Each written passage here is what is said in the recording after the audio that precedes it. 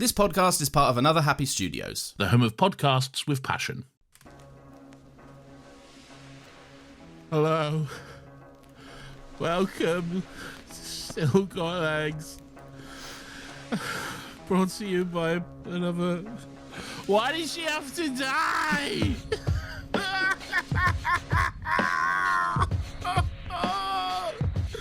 Why?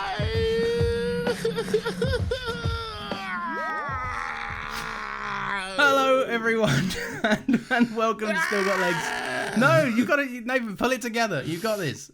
You got to be strong. This is the only Doctor Who Rewatch podcast in the world. There are no others because a fucking bird entered a death contract with us and swapped it out or something so that we can live forever, but all the other ones have to die. Good one. Thank you. Was it a good one? No. Oh, I just thought it was genuine for a second. My name is Lawrence. As always, I'm joined by Nathan. He's sexy. And we go on this fantastic journey through time and space together. We rewatch Doctor Who. We have a bloody good time. Nathan, what's up, homie? You're always rushing through that. What is your fucking beef, man? Every time it's your time to do it, you're like, hello, welcome to Still Got Legs, the only Doctor Who Rewatch podcast. We got this and we got that and we got it. And my name's Nathan and his name's Lawrence. And it's like, yeah, but they've heard it. Calm down. Someone might not have. All right, I'll do it. Shall I do it slower? All right, no, it's already done it now. It's already done. No, you're not fucking doing it again. I've got a good cure for it, though. Everyone that thought it was too fast, go back, isolate that part, and put me on 0.5 speed. You know how you can change it in your player? No one's doing that, you dickhead. They might do, though. It might suit them better. No. Here's a better fix. Just don't rush through it like you're a fucking auctioneer, okay? Hello, welcome to Still Got Legs, everybody. Everybody Still Got Legs. Literally, that's what it sounds like to me. All right, I promise everyone I'll stop rushing through it. That will be my my New Year's resolution. What's yours? Okay, great. It is June. just so we're all clear on that, everyone. It is currently June. What's your June Year's revolution? No, June Year's revolution. Oh no, I fucked it up. Jesus Christ. I was too focused on the June part of my Lawrence, joke. I'd love to start this episode by making fun of you. Oh, okay. Let's go. I want to make fun of you and your pretentious Instagram. Why? All right, go on. Let's hear it. Because you're more active on Instagram these days. Not so much Instagram posts, but you're on stories. You're doing stories like I'm doing my stories. Like it's nobody's business. All right, you're doing the stories. But if you look at Lawrence's stories, you'll start to notice something. And that's I know what that's they all have the same little film lens fucking filter on them, because Lawrence needs it to look like he's taking it on a film camera, doesn't he? Because he's a pretentious little fuck. They won't let me get rid of the little thing that tells you, Nathan. They will. Just fucking take a normal picture. You coward! All right. I like the vibes. It's got to look a certain way. It's got to have. Right. Nobody can think I took this with an iPhone. Look, all right? I'm not above it, right? I'm not going to shy away from it. I'm going to say it right now. I think it looks nice. Yeah. Fuck you. I don't care. It's nice. I think it looks nice and it looks pretty. And I'm going to keep doing it. Well, you're pretentious. Just know that fine. I think you're pretentious. That's fine. I have to live with that. That's my cross to bear. That's fine. Okay. I like it. I'm not gonna bite anymore because if I bite, then I'll stop doing it, and then I'll be like, why am I doing this to myself? I want to do my 35 little filter. Fucking hell. What would you put on your Instagram story? I don't put anything on Instagram stories. You're lucky if I even fucking open Instagram. All right. I'm not touching that. Do you not like my stories? No. There'll be an ambiguous post where you can't see my baby's head, but you sort of can. All right. I'm just saying what you might find if anyone wants to go and follow me there. Let me have it. Are you private? I never remember. I think I might be, but I'm also... How do you not know? I just forget, man. I don't know what I've set it to. Well, sometimes I feel more private than other days. Do you get follow requests? That's a kind of an easy way to find out. Yeah, I think I do. What do you mean you think you do? I think the last Who are you? No. What do you mean you think you do? I don't pay much attention to it. I think the last people that followed me requested to. But I don't look at it enough to be like they'll be like someone has either followed you or someone has requested to follow you, and I'm not looking. I just if I see a button that says confirm, I'll click it, and if I don't, I'm like, whatever. I don't need to click anything. That's cool. But if it says confirm, then they're requesting to follow you. You don't confirm regular followers, do you? I change it sometimes because there are some times where it benefits my job. Oh, I don't care. You're a dickhead. I don't care. I'm bored. Nathan, I have a little plaster on my finger. Look here, can you see? Yeah, why? What have you done? I cut my finger on a bit of glass. All right. It weren't a thrilling story, to be honest. No, is there any more to that? No, I just broke a glass. My bartending skills are not what they used to be, and I threw a glass in the kitchen, and it smashed on my kitchen counter. That'll happen. Yeah. Why the fuck did you throw a glass? Well, I didn't like chuck it at the wall, but I threw it to catch it, and then I didn't catch it. It smashed in my hand on the counter because my hand was too near the counter. Come on, man. What are you doing? I know, I fucked it up. Yeah. And I delayed bath time, and everyone in the house was annoyed at me. Yeah, as they should be. I was trying to be the man of the house about it, and I was like, I've got to clean this glass, got to make sure everyone's safe. Not realizing you never have and never will be the man of your house. I am a man in my house. You're a man in your house, yeah, but you're not the man of the house. Okay. If anything, I'm the man of your house. Why are you the man of my house? We all know why. Get out! Hey! Get out of my house and stop what you're doing there. Nathan, what episode of Doctor Who are we talking about today, please, and thank you. We are talking about Season 9, Episode 10, which is Episode 126 of Still Got Legs and Doctor Who, written by Sarah Dollard, directed by Justin Molotinikov. Again, probably pronounced that wrong. It is Face the Raven. What was the writer's name? Sarah Dollard? Sarah Dollard, yes. Dollard. Oh, I thought it'd be Dullard, and then I could be like, tell you what, though, she didn't make a Dullard episode, Nathan. She made quite a good one. That's what That's I think. not a name, though, so that's a moot point. Yeah, but let's pretend it did say that, No, and then we but can all say... But it doesn't, though, doesn't it? So it's a moot point. What do you think of this episode, Nathan? Lawrence, what do boy? you think of the fact that this is directed by the same person who directed last week's episode? I think that's pretty cool. Pretty rad. Bit different, isn't it? Bit different, yeah. Quality-wise is a bit... But I think that's the writing. The directing wasn't... Like, you can't polish a shit if it's going to be shit like it was last week from the script. I mean, but it did look like shit, though. No. And it was a found footage ugly episode. Yeah, but if it's a found footage, there's only so much... your hands are behind your back at that point. What can you do? Make it look nice. I mean, yeah, to be fair, we did say you could set it anywhere that isn't the darkest spaceship ever known to man. Yeah. So, yeah, that's true. All right, yeah, there's yeah, you could. There is a Grand Canyon leveled kind of like deep, vast array of quality in these two episodes, isn't there? Yeah. If it were me, I would just simply make it good. Yeah, I try to. Like, if that would be me, I would also simply try to make it good. I don't understand why people just don't make things good. You know? It's just so like easy make to do a good that. one. Exactly. Just like make it good. Yeah, why would you wake up and decide I'm going to do a bad one today when you don't have to? Yeah, it baffles me every time. I just simply make a good one, you know? Mark Gatiss just hovering over his laptop, just being like, oh, this time I can make a good one. No, every time. No, you never have, apart from that one time, which maybe wasn't you. Yeah. Anyway. It was someone that was his ghostwriter that day. What do you think of this episode? I like it, Doctor man. Who? That is... part one of the three-part finale. It is in the same way that Utopia is part one of the three-part finale to series 3. I had this very argument with Catherine the other night. I'm not having it with you right now. No. What? Oh, she's on my side. Yeah, she was in the fucking episode with us, dickhead. Oh, I don't know. That was 100 years ago. I'm 80 years older than that now. Great. Well, no. Nathan, I think this is a wonderful episode of Doctor Who. It's a sad episode, obviously, but in terms of like narratively what it does and like how interesting Clara's arc as a whole has been, like to see it come to a somewhat of a narrative close. I'm aware there's some other stuff. You're aware of nothing. It's a narrative close. Okay, all right, yeah. We never see Jenna Coleman on screen ever again. No, it's a narrative close.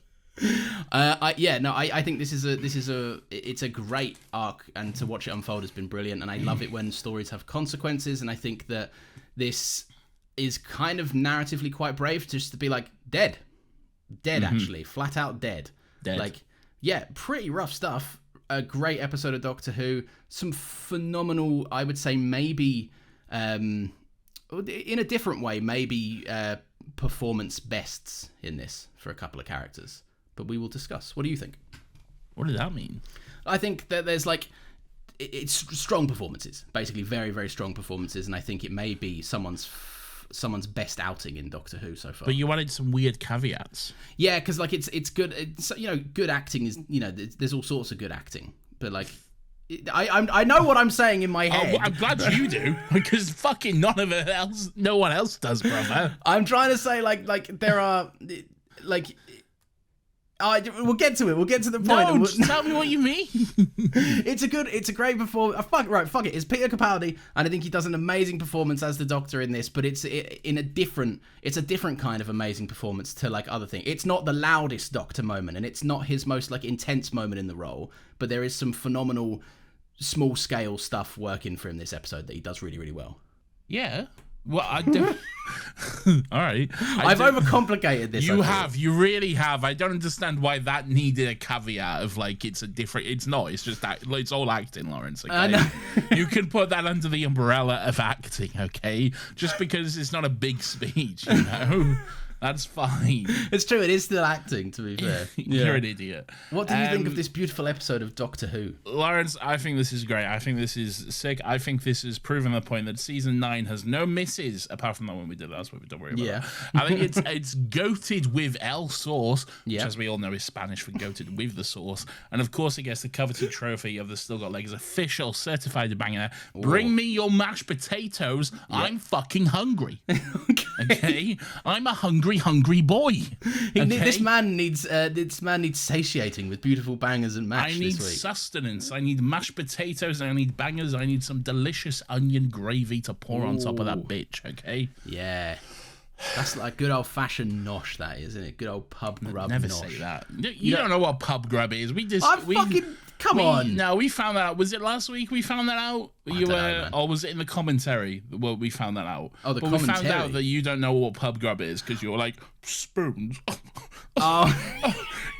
You went for a family night out to spoon. I I've never heard anything so poor and ridiculous in all my life. No, I was saying you going out with your dad on a night out in Spoons. No, that's just not what anyone was saying at any point, is it? We were talking explicitly about family night. I know all about pub grub and good old fashioned British nosh, Nathan. All right? I just had Stop saying nosh, all right? Stop doing that. Why? It's not weird. It's just it means blowjob. We all know what it means. Oh, that's gross. I've never heard of that in my life. I'll nosh you off. We all know what that means. Come on, man. That's disgusting, Nathan. I've never heard of this. All right. Yeah, it's the first time hearing of this word. You know what you're doing, all right? Stop it. Yeah, I had a good lunchtime nosh today, to be fair. Stop this. I did. I had a battered cod, Nathan, with some triple cooked chips, you might say. Why were they triple? I don't get that. I've seen triple cooked chips on the menu. Yeah. And I'm like, I don't understand. Are you cooking them and then cooking them again and then cooking them again? You know when you go to a chippy, right? Yes. And they'll have fried them and then like fried them again to keep them fresh. Yeah. Like so they can fucking flog them to like the later crowd or whatever, right? Triple cooked chips are literally what they say on the tin. They'll do that method, and then they'll fry them again. Like if you got chips from the chippy, and then you thought next day I'm gonna have a chip butty for lunch. So you maybe just whack them in a like a little pan to fry them up. That's triple cooked chips. First of all, you think I've got chips left over? Mate, chippy portions are enormous. I'm always getting leftover chips. You think I've got leftover chips? Not me, man. Not me. Well, what are you doing there? Oh no, but see, this is where the difference is because I'm ordering a large portion and sharing it out. But you're probably getting a small portion, right? And this is a small... I've never ordered a small portion of anything in my life. You're getting a solo large portion of chips from the chippy. Yeah, it's not like a huge fucking barrel of chips. What are you talking about? Maybe it's just my chippy gives enormous portions. It's like those cartons you get in a takeaway where they put your burger and chips. It's like one of those full of chips. You know? Yeah, no, I'd get a large one of them solo. I'm talking the ones they wrap up in a fat fucking bag. You unravel them and it's just like endless fucking chips. You never had one of those chippies? I don't think so. Well, there's lots of chips. You wouldn't need to order a large portion. You'd order a small portion and then go, why is this enormous? I'll get whatever portions I want, and frankly, I won't be judged by the likes of you, all right? I'm not judging you, I'm just letting you know. I won't be judged by a man who fucking doesn't even know what a Weatherspoons is, all right? That's fair. That is fair. Yeah. Yeah. You need to invite me out on a night out with you and your dad. They don't know what a Weatherspoons is. I've never... Oh, stop Stop this. I'm twisting the narrative. I know you are, and I don't like it. Stop it. Nathan, where do we open this extremely sad episode of Doctor Who? The TARDIS. The TARDIS. He's got his TARDIS. It's the farmer from Yeah, he never actually says he's got his TARDIS, though. That's a misquote from you. What does he say? His TARDIS! His TARDIS. Just that, just his TARDIS. Oh, okay. Yeah. Now that I've ruined your fun. Now that we put that to bed. Yeah. Speaking of fun, Nathan, they're having it. They come bursting back in the TARDIS, and the Doctor and Clara are all like, "Whoa, this is good stuff. We've just come off one of our adventures. We're having fun." TARDIS looks beautiful, I might say. Sunlight pouring through those doors. Oh. Always does. Always looks beautiful. It's got some great lighting going on with that lovely orange glow from the center console. But yes, they're coming in. They've been on some kind of adventure. They're saying like, "Oh, we nearly just got eaten by some sort of thing or whatever." Well, the Doctor nearly married a plant or some shit. Yeah, he's always nearly marrying something. Marilyn Monroe or a plant or whatever. You know, it's all the same, isn't it? Well, who would you rather marry, Marilyn Monroe or a plant? What plant? Let's say a nice fern bush. Yeah, no, a fern bush is too rough, I think. Okay. You want something you could cuddle at night, like a nice lily or a sunflower, maybe a pretty sunflower. How you cuddling a lily? And how you cuddling a sunflower? They're not open at night. They're like shining away from the sun. Yeah, you don't need to be open to have a cuddle. Well, we're talking emotionally or physically. Are we fucking plants? Is what we're saying. Yes. Which plant is the best to fuck? Okay. Probably a Venus flytrap. Yeah, probably a Venus flytrap. Yeah. On I wouldn't want her. But, you know. But if we're talking facts, yeah, but penis flytrap. Probably. No. What's happened to this podcast? It's really gone down. Do you know, out of, just an exercise in fun, I decided to listen back to our Rose episode. Because we just did the commentary, and I was like, what did we say about it? That maybe we repeated stuff. Maybe it's bad content what we made. Yeah, maybe. I listened back to it, and I was like, oh my God, the formality. Firstly, your intros are like, hello everyone, and welcome to Still Got Legs. Good evening, welcome to the 6 o'clock news on BBC. Hello, My everyone. name is Nathan Bauer, and today we're discussing arrays on Doctor Who. Nathan and his transatlantic accent. It was a very old-timey episode, wasn't it? It was all the way back in 2023, I think. Yeah. So yeah, a million years ago it might as well be. Yeah, You know? when Terry Wogan was on the air, Nathan. When Terry Wogan, is he still alive? No, I think he's long dead. I think. No, maybe not Surely long not. dead. We got to find out. I don't think he's dead at all. You got to find out who Terry Wogan. No, he is. He died in 2016, the year that literally everyone died in. Yeah. Oh yeah, he did die in 2016. Good for him. Yeah. Good for him. Joining the likes of Carrie Fisher, George Michael, and presumably others. Yes, presumably. Well, Mate, 2016 was the year that kept taking. But what did it give? Who was born in 2016? I don't know anyone who was born in 2016, and I think that's a good thing. Good. Frankly. We were trying to catch him out there. You're Chris not Hansen getting is me. behind the studio. You're not getting me, okay? I'll tell you who is getting something though, Nathan. It's Clara and the Doctor who are getting a phone call. Go. Did you like that?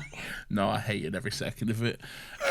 Riggsy's calling him. Fan favourite Riggsy coming back from Flatline. Well, it's the TARDIS who's getting a phone call. Oh, really. yes. Yeah. The TARDIS is getting a phone call. Clara picks up the phone and Riggsy's there and he's like, hello, it's me, I need help. And Clara clearly didn't tell the Doctor that she gave out the number for the TARDIS. And she's like, oh, Riggsy, oh, what's going on? What's going on, mate? Told you not to ring. I've got a tattoo. And she's like, what the fuck are you talking about? All right, I gave you this number for fucking emergencies, cunt. And you're telling me you've got a fucking tattoo?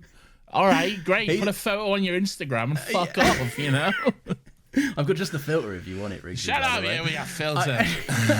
I do think it is quite funny that it's written in a way that it's TV. Like, if you were Riggsy in this scenario, you'd be like, Clara, I got a fucking tattoo. I didn't get it, and it's counting down, and I think it's ominous and scary and maybe alien. But Riggsy's like, I got a tattoo, and Clara's like, okay. And he's like, you don't understand, Clara. I never remember getting this tattoo. It's like, get to the point, man. Tell her that, like, this tattoo is terrifying. Well, it's a TV show, isn't it? You gotta add tension, you know? You got to add a little bit of stakes. You're right, though. The Doctor doesn't know. And it's very fun just to see it. Like, he's leaning over the console, almost like listening into the phone call. And he just with a look of like, what are you doing? What's this about? He says at one point, who said you could give out my number? It's quite fun. It's so good. Anyway, yeah, but we see his tattoos counting down. Yeah. And then Clara's like, all right, sick, we'll be there in a minute, cunt. Hang on. Yeah. And then we go into the titles. Doctor Who. Yep. We're getting efficient. There we go. We didn't have time to do my super nanny joke. Can I do it now? What's Super Nanny joke? You've seen the show Super Nanny, right? I mean, I would have at some point in my life, presumably. Yeah. There's always a fun little episode. There's always intro a for naughty them. step. There's always a naughty step. There's that kid who thinks bacon's good for him or something. He's from Super Nanny. Is that Super Nanny? It's one of them. It's like an American version of Super Nanny, I think. No. Well, no, American version of Super Nanny is Super Nanny. It's the same Super Nanny. Is it cross-continental nanny? She is. She's British in the American one, isn't she? Oh yeah, because they did the old Mary Poppins thing. Didn't they? That's the vibe. Same, it's the same Super Nanny. But I don't think that's Super Nanny. I think it's Wife Swap. The bacon.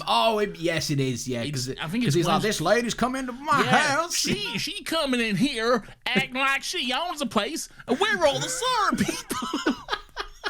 Bacon is good for me. Never see this face again. Oh, that's good stuff. He walks off with his little suitcase. Yeah, I don't think anyone has ever seen that full episode of whatever it is. We've just seen those clips, you know. That's good stuff, right? We should move on because my Super Nanny joke was not going to be better than this. I know, we gotta hear it now. We gotta hear it. But it's really bad though. Let's hear it. Come on. It was going to be that Clara does a Super Nanny. She goes, "Cool, you're in a crisis. I'm on my way." No, don't do it. You so rarely can be bothered to get the buttons out anymore. Everyone boo him. That's good stuff. It feels so much worse when you get the buttons out because you do it so rarely these days. I know. That's how you know you've done wrong. I've earned a stinky button. Yes. Anyway, the TARDIS is materializing inside Riggsy's flat. Yes. And Riggsy's got a baby now. Hell and the yeah. Doctor is immediately so fascinated with this baby. It's so adorable. He's like, look at this little human. Did you make this human? It's like, and Clara's like, oh, she's gorgeous. And the Doctor's like, oh, she's better than that. She's brilliant. It's so fucking cute, man. 'Cause like he says he's like talking to himself at one point and he goes, baby, brilliant baby or something. It's so good. Yeah. And then he goes like, he like forgets there's a baby there or whatever, and he just like turns and shouts at Riggsy. He's like, "What are you doing?" And then everyone's like, "Shh." Mate, I can relate to that. I've never related to Riggsy harder in my life, right? Oh, When people coming into my house sometimes, like if I get a knock on the door just when I've put little Nathan Jr. to sleep, like anyone that knocks on the door, you could be my own mother, but I'm opening that door like you're committing an act of war. Like, how dare you knock on my public doorstep? Don't talk about your mother that way, all right? No, I'm gonna. Your mother's a lovely lady. You should never get that treatment at my place. Right, fuck off! He gave me a wink! No, Lawrence, they don't know that. I know it. I saw it. As soon as you started defending my mum, I went, I know where this is going, and I know full well where it would be going if we weren't on fucking air right now. I don't know what you're talking about. I've never said anything. Shut up. Anyway. You're under investigation, is what you are. I'm not. You filthy pervert. I'm innocent, all right? I am a filthy pervert, but I am innocent. but I'm an innocent one. Yes. No, this is a lovely scene. I just love it whenever the Doctor, like when his little hard shell is cracked by anything and he gets a little gooey. It's really cute. It's very cute. It's very cute indeed. So Riggsy's got this tattoo and it's counting down, basically. In minutes, it seems to be. Yeah, it seemed. Well, they keep addressing it like minutes after the fact as well. Yeah. How long did he have? Because Riggsy waited a while. Well, at this point, it says when the Doctor sees it, it changes to 532. Okay. Which is quite a while in minutes. That's like, Will the song from Rent help us out here? No, because that's the whole year, you dickhead. 532. Yeah, but can we somehow reverse engineer the lyrics from Rent to help us get there? It's under 9 hours, a little under 9 hours. Basically. Okay. Yeah, about 9 hours 45 minutes roughly. We can probably suggest then that we could probably determine that it gave him a 10-hour countdown. Then that seems like a nice round number to go for. I'd say 12. 12? Why? Oh, half a day. Yeah. All right. Yeah, we'll go for 12. We've locked it in. Now we all know this established nonsense. Maybe 24, because maybe. What is he just twiddling his thumbs, not calling? No, but he went to sleep, didn't he? Like he got it like at midnight or whatever, or like whatever time it was, and then he went back home. He had his memory wiped. He went home. Oh yeah. He had to sleep. He didn't discover the tattoo until later on. Mate, so... I'd be fucked. How you're not seeing the back of your neck, are you? Yeah, exactly. That's what I'm gonna say. Like, how long would it take you to notice? Me, I'd just die. I wouldn't notice. I can't remember the last time I looked at the back of my neck. I just dropped dead at one point. You'd get up from the sofa and you'd be like, fucking load of black smoke coming out. Oh no! Gee, what's this bird doing here? Jesus Christ! I'd just straight up die, man. I think that ignorance could help you though, because the bird would be like at the window and you'd be like, not letting a big raven into the room. Why would I do that? Clearly you didn't pay attention to the episode. I know I can go through what I know, but Yeah, alright. I was doing fun. I was doing fun bits. Do fun that's accurate, okay? Your need for riffs, but your need for riffs to be rooted in reality is heartbreaking sometimes. Look, if there's an obvious fucking hole in the riff, then I won't stand for it, quite frankly. Okay? Fair enough. You're a man of principles. I am. Anyway, they're like, right, come on then, local knowledge. You come with us. Dr. says, bring the new human as well. But then he's like, oh, actually, no, I'll just get distracted. Yes.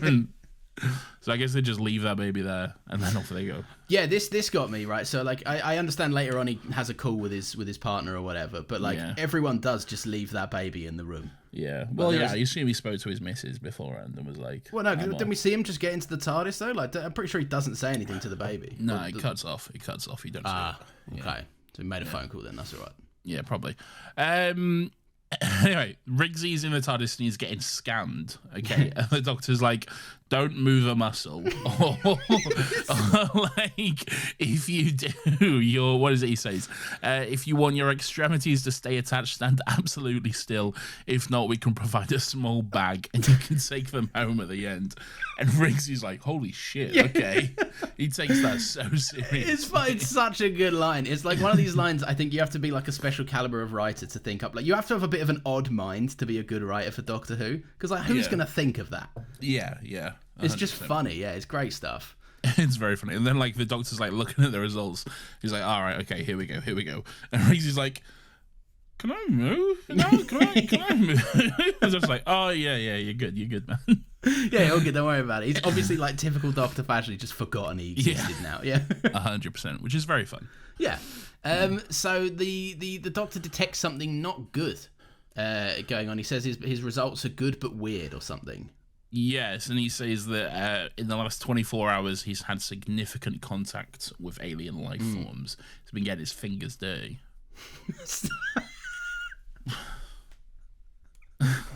I don't like your pause there. He also says right here in the centre of London. Okay, right, yeah. Now correct me if I'm wrong, but did Riggsy not live in Bristol? He may have done. He lived wherever that Zygon got gooified as well. No, that was a different episode. Yeah, but no, they just used the same fucking location. Right? Yeah, I think he might have lived in Bristol, but he's had a baby. Flatline was set in Bristol. All of Flatline was set in Bristol. Oh yeah, it was because there was that Jobsworth that was like, "Oh, I'm reporting this or whatever." I'm Bristolian. I am. All right, and I'll kill you. All right. Oh, you skins shot here. Oh, good. Well done. Parts of skins are shot here. I think all the skins were shot in Bristol. Probably, yeah. Yeah, I don't know, maybe, but he's had a little baby. He might have moved to London. He might have moved to the most expensive part of the country. Yeah, that makes no sense. It's the opposite. You're not having a baby and then moving to London. No, you should do what I do. You're in London, you have a baby, and then you move out of London. Yeah, and you go, holy fuck, I can't afford this. I'll see ya. Just having a baby and moving to London. Yeah, that's very crazy. Dumb. Anyway, but maybe he did. Good on him. Yeah, good. Maybe he just knows what he's worth. Maybe he's like, fuck it, I can make this work. I'm a lad. He's an artist. He is an artist. Oh, he's not making it work then, is he? He's getting paid fuck all by the hour. Starving artist, yeah. Anyway, so he's had significant contacts with alien life forms. What else is said? I forgot. Wait, no. And he's been retconned, so he's had all his memory wiped and shit taken away from him. And then the Doctor realizes what the fuck is happening. He realizes exactly what's going on, so he goes and grabs his little cards, which I think is quite a nice moment, really. It's a lovely moment, and I think it's firstly it's a great callback to the cards that were primarily used as a gag, and now they're getting extra mileage out of them because it's a somber fucking moment. If the Doctor, as Clara points out, like, oh no, he's he's making an effort to be kind. Yeah. Like, if 12 is making an effort to be kind, you're cooked. You're so cooked, chat. 100%. 100%. And yeah, the doctor says there's no nice way, unfortunately, to say that you're about to die. And even then, he goes on and starts to talk to him, and he says Riggsy, and Riggsy just immediately goes, no, don't call me Riggsy, call me Pudding Brain, call me local knowledge, insult me, be mean to me. What are you doing? Don't be nice now, you stupid cunt. You know, this is terrible. Stop being nice. Stop being kind. Yeah, God. It's a great moment, and it's kind of great. There's kind of like a moment where the doctor.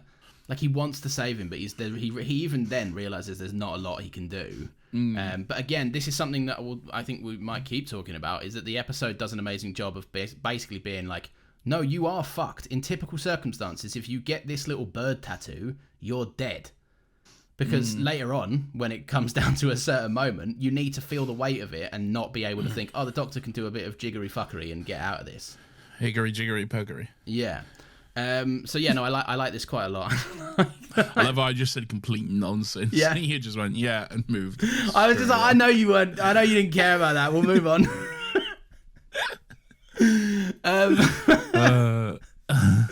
But yes, no, it's a good moment. The doctor does take like a little deep breath before he's like, right, let's fucking do this thing. Let's go. And they're on there. They've got 500 minutes to save him.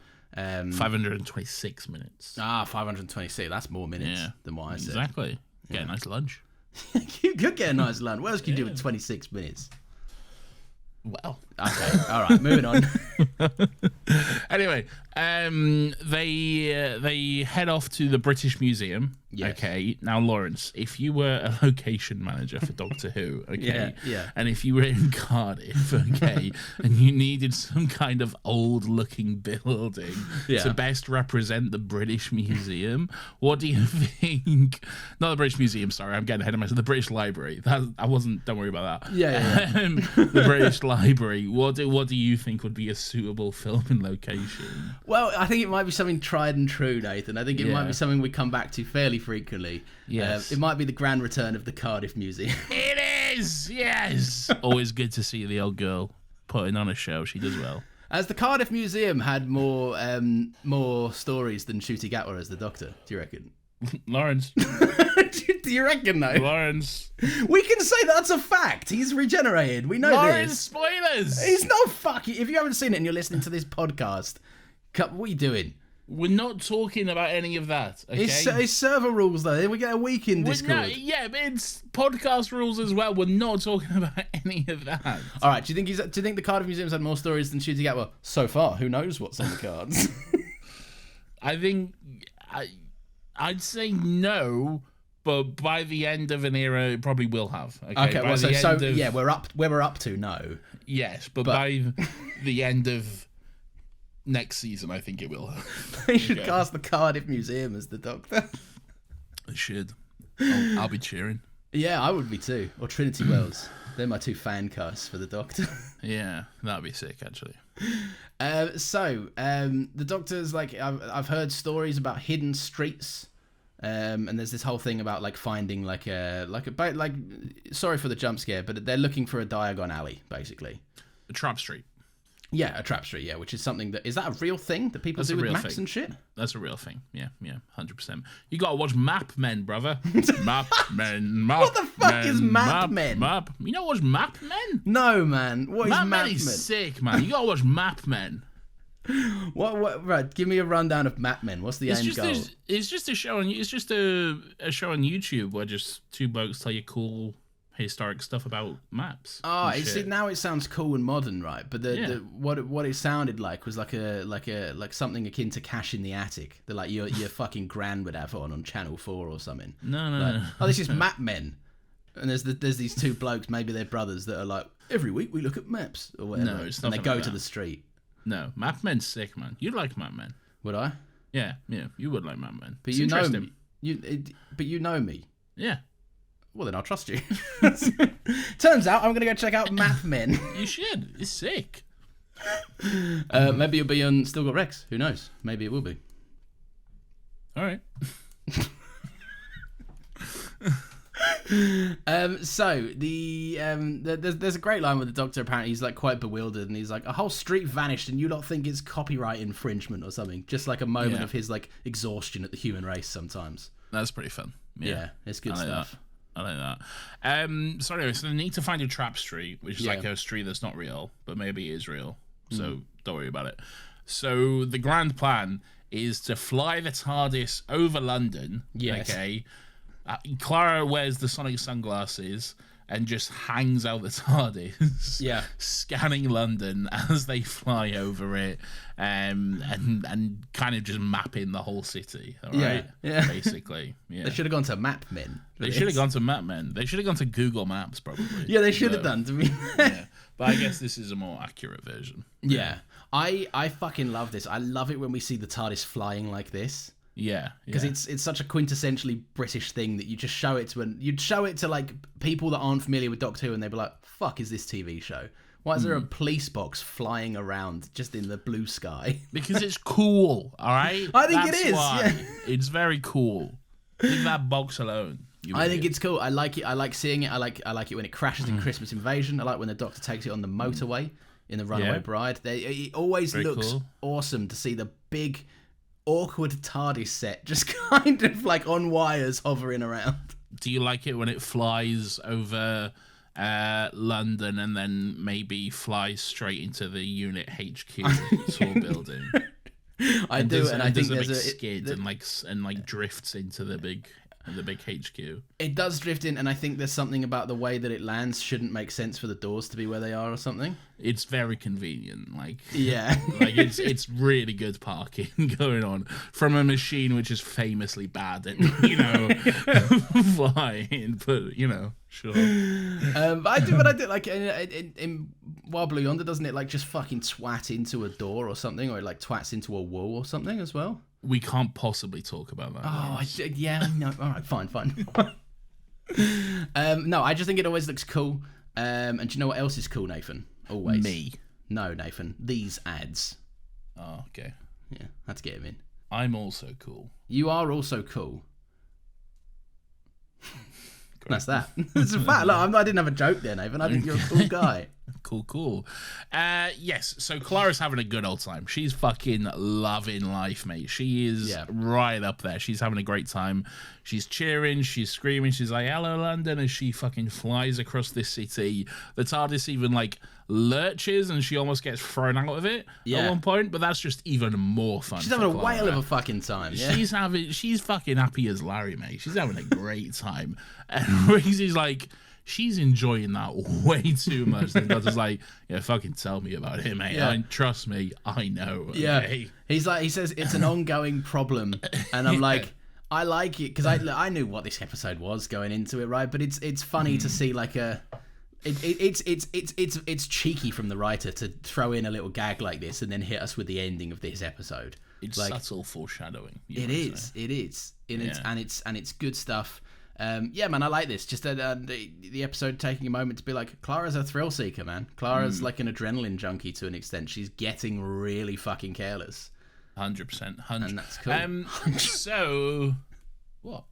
I just always like it when you take a moment to say hunch. What I admire about it is that it will never catch on, but you don't care. You will keep saying hunch. Hunch is already caught on. It's already, if I didn't come up with hunch, okay? You're the only person I've ever heard ever say it. Ever. Nah, hunch is big, man. You don't know. If you say hunch, right in. I want to know truthfully. No liars. Hunch. Right, so they're on the streets of London, and first of all, can I just say the fit, the drip, okay? Yeah. Suit talk, okay? Yeah. Beautiful red velvet coat on the Doctor. Yeah. What a look! A new challenger has entered the room. Okay. Red velvet coat. Move over. Red velvet coat. How fucking sick is this look, man? It looks awesome. Like it's one of those things that you've got to be like, you've got to be a tall, slender man to pull off a vibe like this, and he really is. Slender Man's a video game. No, you don't have to be him. Imagine, but then he might suit it. He's got the body for it. Yeah, he could be a Slender Man. Yeah, like or imagine an me. Enderman, which is from Minecraft. No, Just you're too blocky to wear it at that point. Yeah. No, I think it looks great. It's a great look for him, a great vibe. Yeah, man, it's just looking cool. All of 12 is constantly dripping. Oh, always dripping. He's got. What's that word the kids use where like someone is like cool, but they don't say cool? Bussin' for real. No, you dickhead. They're like that. Like on God. No cap. You are. Take me seriously because you're pissing me off. All right. What is that word? It annoys me when you do that. What is that word they use when they're like, oh, they're cool? You know? They're cool. Yeah, like a word to describe cool.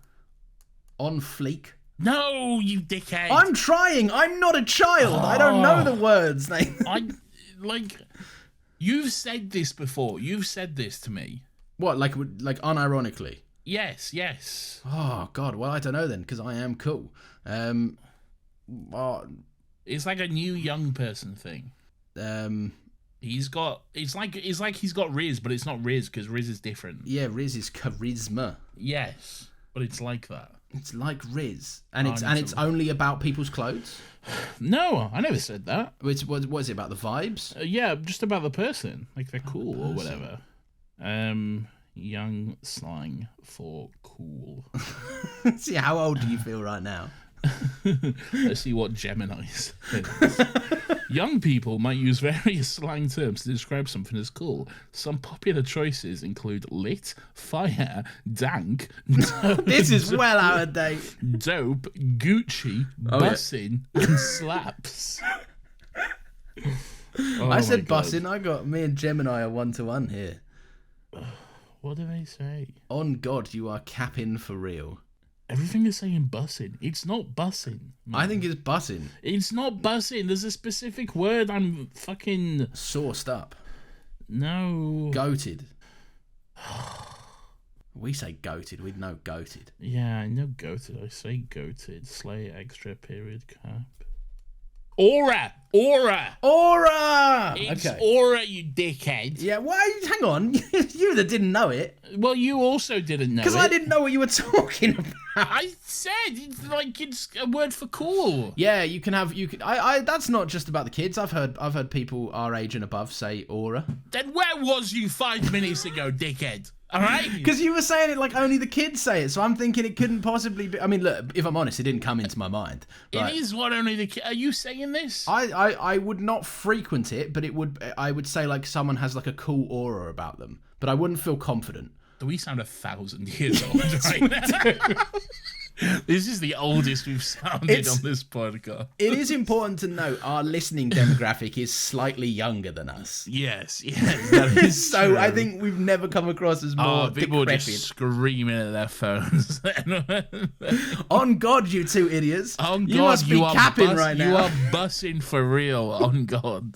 Well, I don't even know what that means. I don't know what that means either. Is it good to bus, Nathan? Is that cap or is that no facts? I don't know. No, it's no cap. Just facts? I don't know. Yes, no cap is... I think capping is lying. Capping is lying. Yeah. And facts with an X, not a fax machine. Yeah, no. But facts. Like means, LAX, but FAX. Yes, which is an airport. Yeah. Facts. That airport be bussing. That airport be bussing for real. Those departure times be capping, I swear to God. Oh, and that slaps Gucci time. Dank. That is so dank. Look, I was saying dank in like 2014. I know dank's outdated. Gemini doesn't know what I was talking about then. But like, I think we just proved we have so much aura. I think so. Yeah. Yeah. Anyway, my point was 12 has a lot of aura. Okay. That was the whole point. That was the whole point. Yes. 12 is a man with Riz. He stays capping. No, he can cap from time to time. No, straight facts, Lawrence. Oh. He's not capping for real, okay? On God, you are bussing right now. Shit, no. Okay. One day, should we just try and... We should do a little fun competition where, like, we try for, like, a run of episodes or whatever, and I have to squeeze in a word and say it naturally, and you don't notice. I want to try that. I want to try that competition. I think I've gotten better at that because of the amount of experiments people try do on me in their Discord. Oh, it's so true. Yeah. Yeah. So I'm more aware of that shit now. Mate, there's been a shift in the last year where you've become a bit of a lab rat. I don't really know why why that's happened. Everyone's doing experiments on me, man. I'm still dubious of mate in one. I know it's an authentic chess game, but I don't trust it. There's something wrong somewhere. I don't trust anything that goes on, quite frankly. So what's going on, Nathan? What's going on is you are bussing for real. I am straight bussing, no cap. Straight bussing. I don't even know what that means. It could be awful. So they split up, basically. Yes. They split up. They're like, on God, we got to split up. All right. No cap. No cap, we got to split up for There's real. no time, straight facts, Nathan. Right. So, all right, stop it now. So they split up. They're like walking through London. The doctor's like, count your steps, you know, because if you like lose count, that's when you might come across because you'll get disorientated or whatever. The street will disorientate you, and this is all very cool. I like. Yes, I do too. Yeah, I think it's awesome. I like whenever stuff does like this kind of like world bending kind of stuff. It sounds pretty cool. Yes, I like the fact as well that you would be disoriented because there would be natural protections in place to make you go like it's like when Doctor Who did that cool little thing with the perception filter when it moved the camera slightly a bit to the left. Yes. And the Doctor was like over here. Like I love it when they play around with shit like this. Yeah. Yes. In your favorite episode, the last Sound of Drums is a good episode. I'm not gonna be like, oh no. Well, it's pretty good. It's a good episode. Yeah. Yeah, it's good. They do that thing where they sit down and talk and they go get chips or whatever. They do get chips. Oh, we didn't have chips. We talked about chips. We talked about the chips, yeah. See, it's all connected. Facts. Straight facts for real. No, stop dragging me into that again. Anyway, all right, yes. The doctor accosts a little boy. He's like, 82, remember 82? And then his mum just drags him. I was like, come away from that weird man. I do like that the Doctor kind of seemingly has no idea how it comes across when an old man just frantically speaks to a child. Just lean down, grabs a little boy, and he's like, remember 82.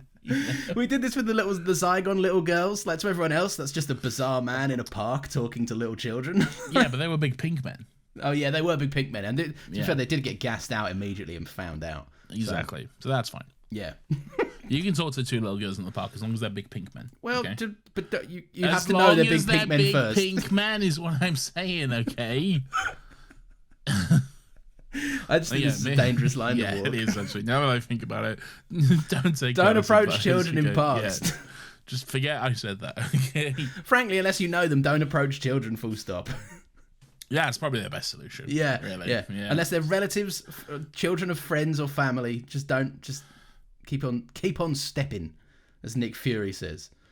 As Nick Fury says? Yeah, he tells a story about his grandpappy and his gun to Captain America in the lift, in the longest lift ever in the Winter Soldier. Oh yeah. And he goes, you know what my grandpa used to say to people? Keep on stepping, or whatever. I like it when he gets shot. Yeah, that's pretty cool. But but I like it when he's talking to Loki in that big glass room. And he says, Loki, you are bussing. He says, Loki, you are bussing for real, all right? On God. But then, this is nothing. Let's move on. No, I want to know. You made me finish my terrible joke earlier. It wasn't going to be a joke. It was just genuinely going to be a line from the movie. That's what does he say? Does he say when, the boot and the ant thing? No, not the boot and the ant thing. It's when like Loki calls himself like real power or some shit, and then he just walks off and goes, "Well, let me know if real power needs a magazine." Oh, that's a cool line. Yeah. The Aura. Avengers. Yeah. Aura. Yeah, he's got aura, man.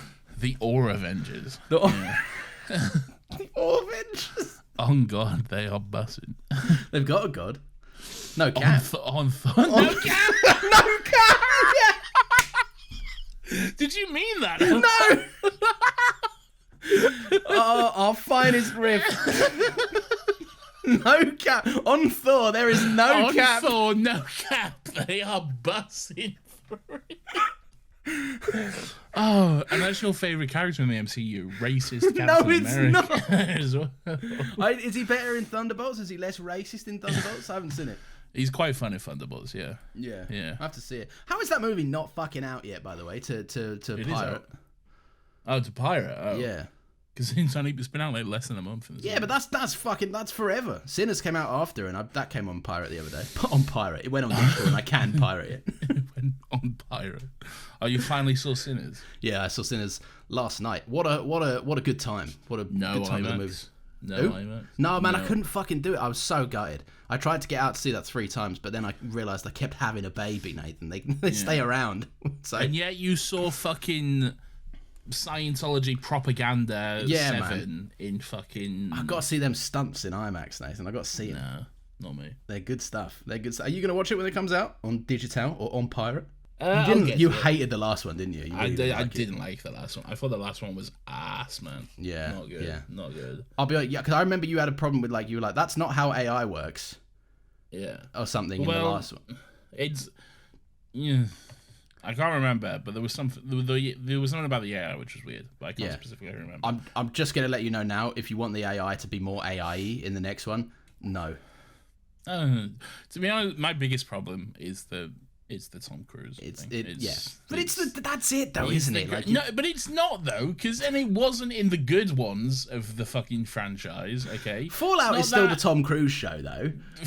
I'm not talking about Fallout. I'm talking about Mission Impossible 3, aka the best one. Yeah, but you can't hide from me. We spoke about Fallout on the show. I know that you like it. Fallout's good. Okay, yeah, but it's not as good as Mission Impossible 3. That's a wild claim. I don't like. And I think Fallout's got more than it does have. Tom Cruise is the greatest man in the world, and he's brilliant, and we all love him. But it's got a lot of other stuff going for it as well, which softens the blow. It's not just constantly look how great Tom Cruise is in your face all the time. Which whatever the next one is definitely is that.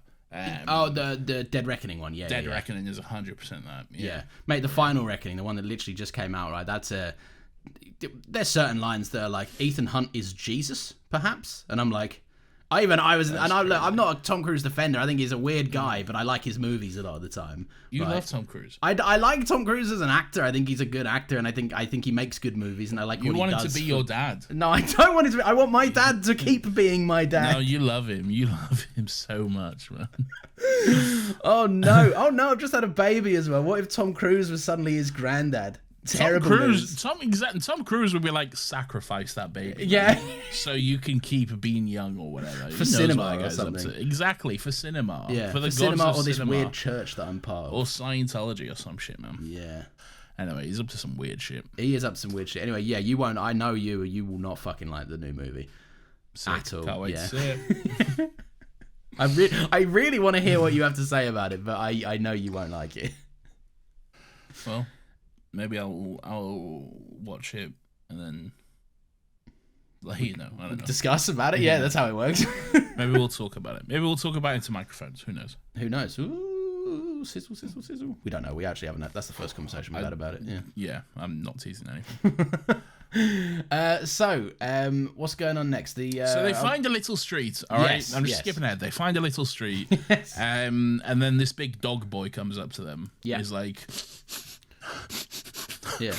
You know when you get the sniffspection when you come home, and Rosie's like, "Where the fuck you been? You know, what you been doing? What you been doing, you slut?" The sniffspection. The sniffspection. That's what it is. You know? Yeah. It's true. Yeah. I'm always getting sniffspectioned. That's what this big dog boy is doing. And he's like, this cunt here don't smell human. Yeah. Something sus about this guy. Yeah. I reckon. And then he's like. And then his weird little mate is like, fucking, where you from? What's your species? What's your reason for seeking asylum and everything like this? Yeah. And then he's like, you know where this is a refugee camp, don't you? And then Game of Thrones walks in. Yeah. And is like, well, they do now, dickheads, now that you just told them. So that's pretty fun. I forgot about the Game of Thrones thing. Yeah, it is fun. It is. There's good moments. This is a good little scene because there's like, firstly they do an interesting little perspective shot with the revealing of the alleyway. That's pretty awesome. That's pretty cool. Yeah, pretty cool. In a way that it's not really a perspective shot. They just do a cool camera move to make you go like, an alleyway. Ooh. An alleyway. Ooh, it's spooky. Yeah. Which is pretty good. Oh, something I did want to note as well. The doctor says, hoodie up. They know what Hoodie you look up. like in there. Yeah. And I'm wondering if this informs 12's new appreciation for hoodies. Is that he's just like, this is just the perfect disguise in 12's mind is just a simple hoodie. Well, it's comfy. It is comfy. Yeah. And they can't track him down. Maybe. What does 12 need a disguise for? Yeah, he's not allowed to. Well, Matt Smith did that thing where he was like, delete me from the Doctor Who archives or whatever. Yeah, and that's largely insignificant, though. Like, it seems to have been mostly forgotten, you know? But, like, Oh, what, the President of Earth? I don't know. no, it's not, everyone largely knows who he is, you know? But whatever. The Doctor ends this episode by being like, you've heard the stories of me, all those stories that you've heard. Yeah, exactly. We'll talk about that. We will. But yeah, so I quite like this. The Game of Thrones is back. I tell you what, I really, really like how Maisie Williams plays this scene specifically, right? I think she's good in this role, but I really like how this scene specifically she plays it. When she says that, like, there's like a connection with Clara and she's like, I know of you. Yes. And Clara's like, we fucking met. And she's like, okay, sure, I know. But like, I know. I read our discussions many times, you know, in my diaries or whatever. Clara's like, all right. It was last fucking week. Weird, Weirdo, but yeah. all right. That's weird. It is this great kind of like, I know you and I know so much about you, but I have no idea who you are. I don't remember your vibe. I met you like a fucking however many thousands of years ago. And it is interesting that the older she gets, the less human she seems. Yes, really, definitely. as well. Yeah. Well, I enjoy that moment when the Doctor's like, oh, Riggsy's got a quantum shade, whatever that thing is, a quantum lock on him or whatever. Someone here's got a quantum lock. We need to find it. And then she does that cunty little reveal where she takes her scarf off with her back to the camera and then drops it in like a really like cunty way. It is a cunty way. And then does this dramatic turn. It's like, it's me. I've got the quantum shade. I'm the one with the friendship with a bird or whatever. Yeah. Which is very fun. I like that a lot. It is fun. I think there is a sense, like, now that we've established what the word is, there is a certain aura here, you could say. Like, aura. She's yes. doing those cunty moves. She's got there's a brilliant disdain for the Doctor, and the Doctor's like, oh, I saw you, and the Doctor's like, no, and she's like, no, I showed myself to you. Yes. And then there's like a whole like back and forth of like, I was checking in on you, professional interest, no precautionary measure, like all of that stuff is it's just well written. These two are super fucking wary of each other, and it's awesome. Apparently the Doctor's got a whole room in the TARDIS where he's just like tracking Maisie Williams. Yeah. So that's pretty fun. Yeah, pervert. Stop spying on people. Yeah. Very weird. No, it's good. It's so anyway, the bones of it is that she sentenced Riggsy to death.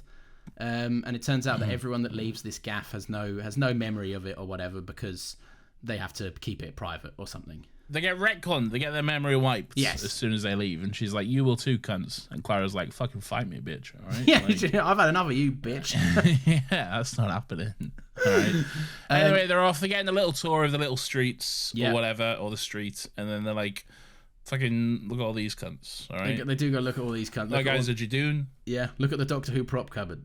Look at it. But not really, because everyone's just normal. And then, it's mostly normal people, and then a couple of glitches happen. And then it'll glitch, and it'll impose a promo JPEG onto their face. So you know, why is everyone like the security guards are Jadoon? You know, the security guards are Jadoon. One bloke is a Sontaran, I think that's one of them. Yeah, he gets up and he's a Sontaran. There's like someone getting like a shave or something, and then it glitches and you see it's like an Ood repairing a Cyberman or something. Yeah. Someone's getting like a neck shave, like a what do you call cutthroat. It? Yeah, cutthroat razor shave. That's it. Yeah. Have you ever had one of those? I have. Yes. Yeah. I want one, but I don't know whether I would enjoy it. It's nice, yeah. But then I have to look at the fact that I have a beard for a reason, and it's to hide my big chin. Well, that is the downside of it. You know? Yeah. I mean, look, it's an outdated expression now, but there's a reason people say makeup for men is beards. Yeah. Yeah. Good. Sick. Yeah, man. So, there's various. Why are they in disguise? That's what I don't really get. Because like, if this is the place where they can be No, okay. Okay, all right, okay. On a completely unrelated note, I've lost interest in that point, Nathan. So if you don't mind, I'm going to move us on. You're a fucking idiot. I hate you so much, man. I'd love to get through one episode without spoiling it beforehand, okay? Well, they're not as niche anymore. They used to be really niche, and now they're not. I'm not going to apologize for being super observant. You should. I'll kill you. All right. Yeah, I kind of like this scene because there's the whole Maisie Williams explains like there's a dead woman. She's got two heads. She's dead. Oh right? She's got two faces and she's dead. Yeah, whatever. And Riggsy killed her. Yeah, Riggsy like there's a scene of like Riggsy standing over her. Right? Yeah. In what looks like I know that like Riggsy killed her, but I'm like this is quite clearly the face of a man that's like what happened? Yeah. But to be fair to them, they kind of accept that though in the episode. They are kind of like, yeah, we know he probably didn't kill her, but someone's got to take the fall, and we can't let it be one of our own because then these people will tear each other apart. You know? That will break the peace. So Riggsy's the fall guy for this, basically. Yeah, and it's all bullshit anyway. And it's all bullshit because of shenanigans and stuff, so don't even worry about cheeky plans and whatnot. Cheeky plans, yeah. Sherry Black Panther's here, and she's like, "I'm Sherry from Black Panther." Oh yeah, it took me a while, and I went, Letitia Wright, I know it.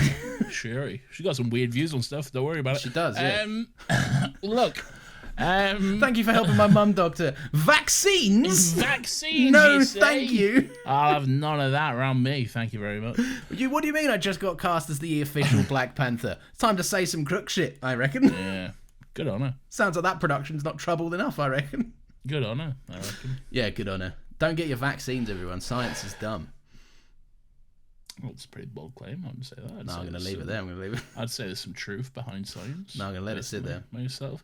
Anyway, what is good fun is there's like, throughout all these scenes, there's lots of like ADR line. Yes. All right.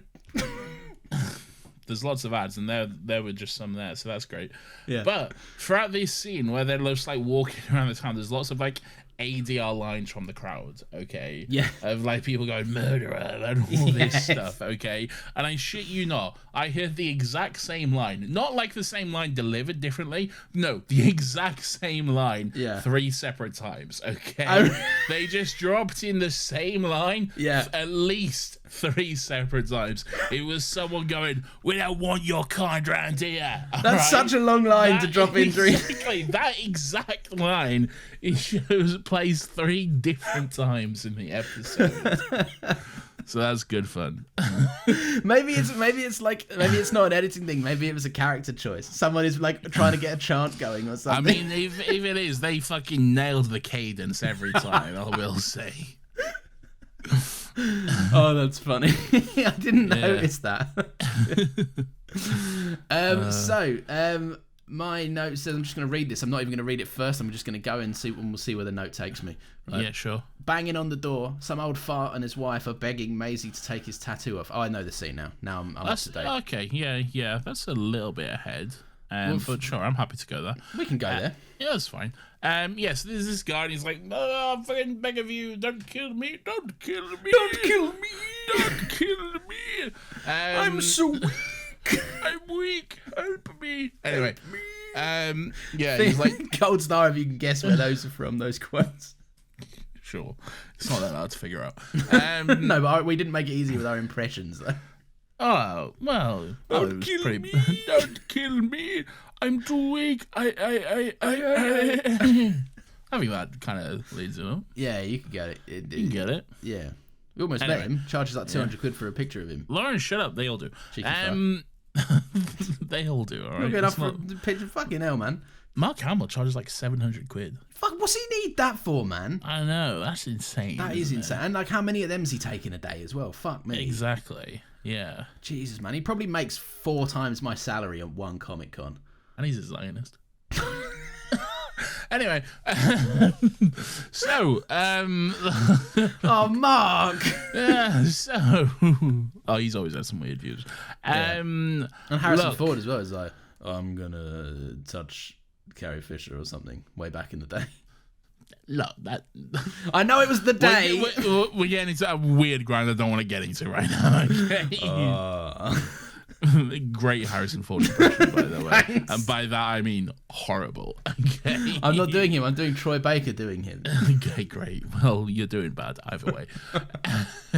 Anyway, this old man's knocking on the door. He's like, look, I don't want to die. Help me, help me. This is all just basically fucking exposition and context. Look at the bird. So we know how the bird works, basically. Yes. So this guy's got the bird. He's got the quantum shade thing. He's got the counting down to 2 because his wife stole some medicine for his wife. Yeah. Basically, who One was dying. medicine. Who was dying? What? Did you just sing some medicine? I went, one medicine for what you've done. One medicine for one bread. One bread. One bread.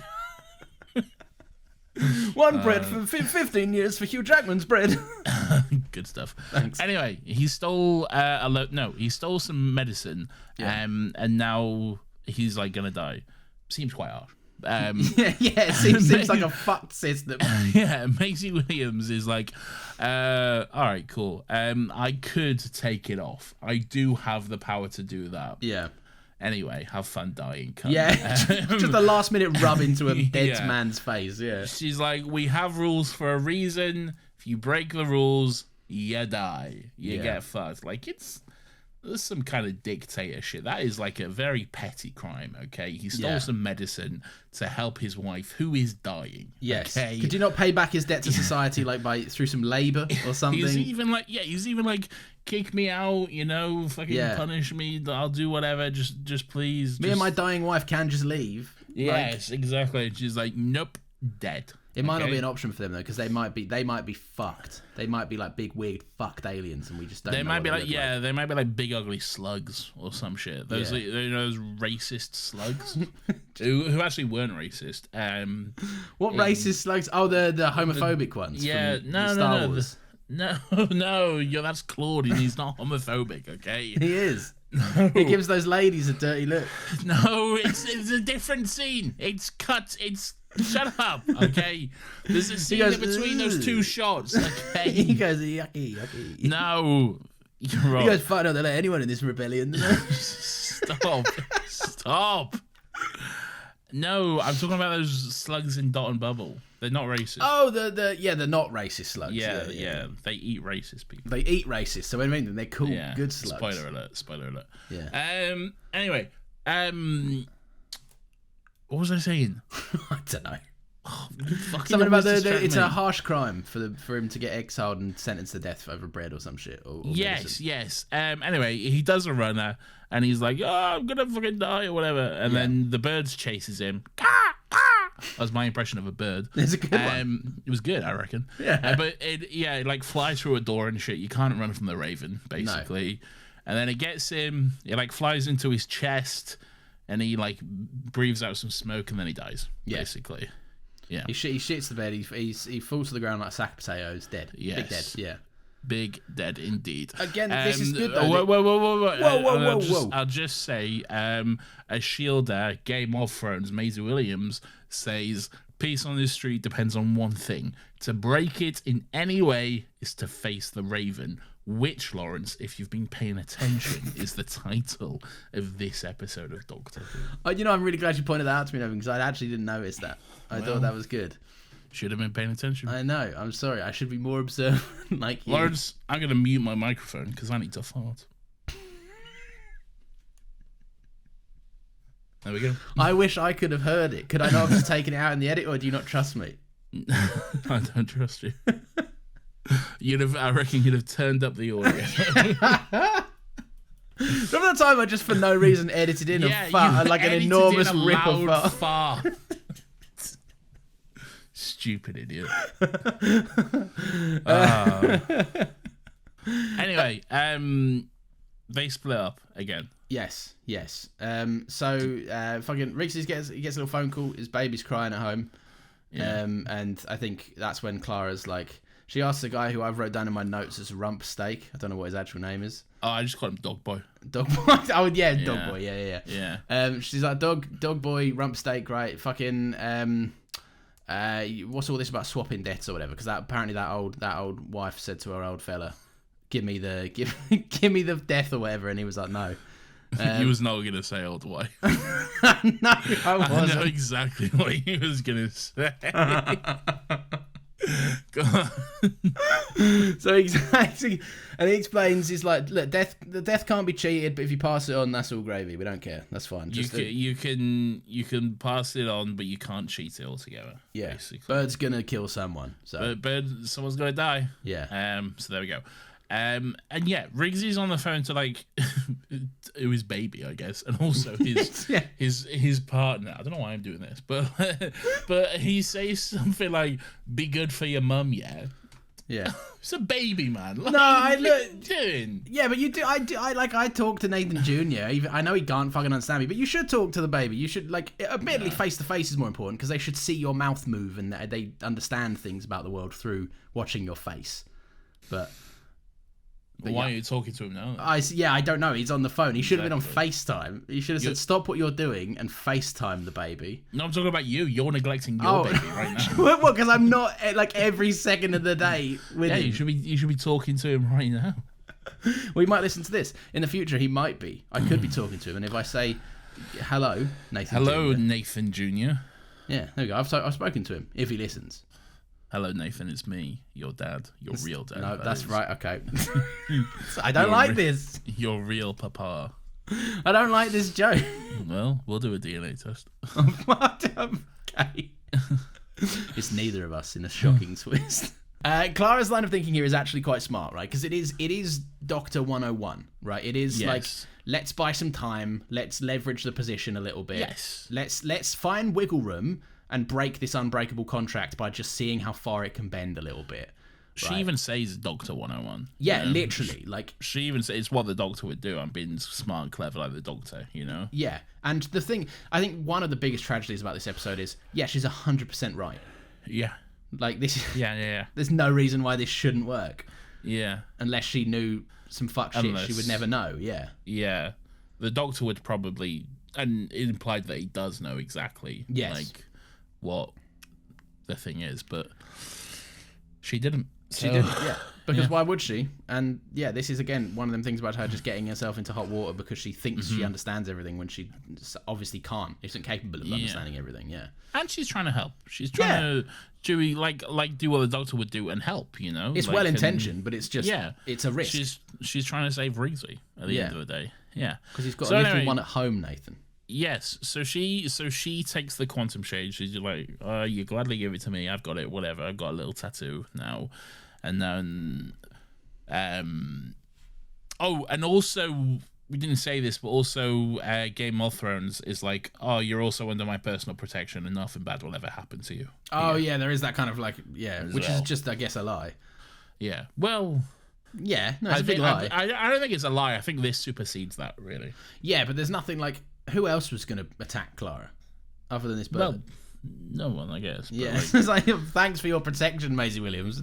I don't know what I'd need it for, but sure. but no one did. But the Doctor it made her give it to her. Though. Oh, that's yeah. He was like, Yes. Yeah. No, you are Maisie right. Williams wasn't just like, here, have my protection for no reason. You know? Thanks, Maisie Williams. Yeah. So yes, Clara takes the tattoo off tattoo. of Rigsy. Yeah, I can't remember how they do it. She says something like, "Oh, I thought Lawrence, this would work," and then it works. Do you have any tattoos? No, I don't. Nathan, do Virgin. you? A virgin. Why don't you have any tattoos, man? I don't know. Just never got Do you one. want any? I might get some in the future. I might not. I don't know.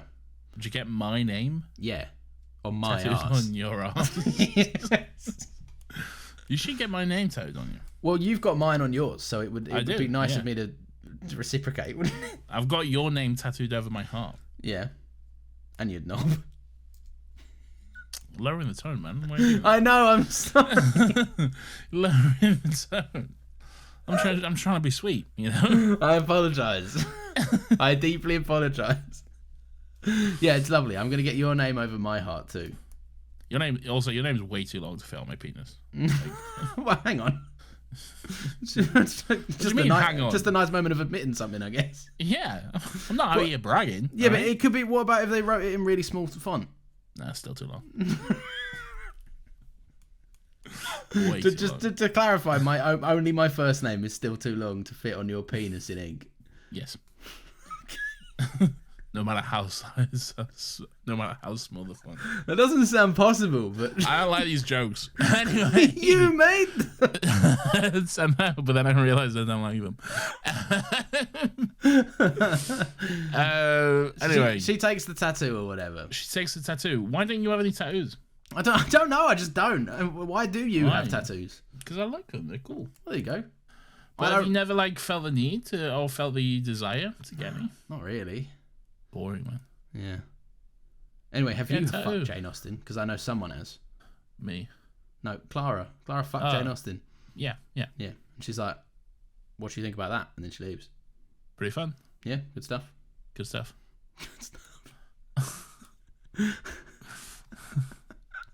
She didn't say she fucked her. No, she doesn't say she fucked her, but she was like, she's the worst. I love her. I fucked her. She doesn't say I fucked her. She does. She goes, Rigsy, by the way. You're getting too horny on these podcasts. No, it's obviously implied that she's fucked Jane Austen. Anyway. Oh, God, you are, bless her. I know. That's Cap. Okay, great. Fucking... what's all this shit going on? So the woman that was killed was like... People liked her quite a bit. Rumpsteak is like... Yeah, loads of aliens here fucking very easily could murder that woman, but none of them would, because she was lovely. And she had a way about... Her name's Anna, or Anna. Anna. Yeah. Anna. She's Sherry's mum. She's Angela Bassett. Angela Bassett. Yeah. So they were like, Angela Bassett has a way about her that the townsfolk really like, right? They saw her from across the bar and they said, we really dig your vibe. She's got those two faces. She has got those two faces, which is pretty I'm just saying. No, yeah, well, yeah. Just think about it for a second. That's way too valuable an asset, Nathan, to be murdering. I need the spray bottle for you, okay? Seriously, you need to calm down. Right. But right, so Rumpsteak's I don't want finger pointing. Don't be pointing fingers. Dog boy.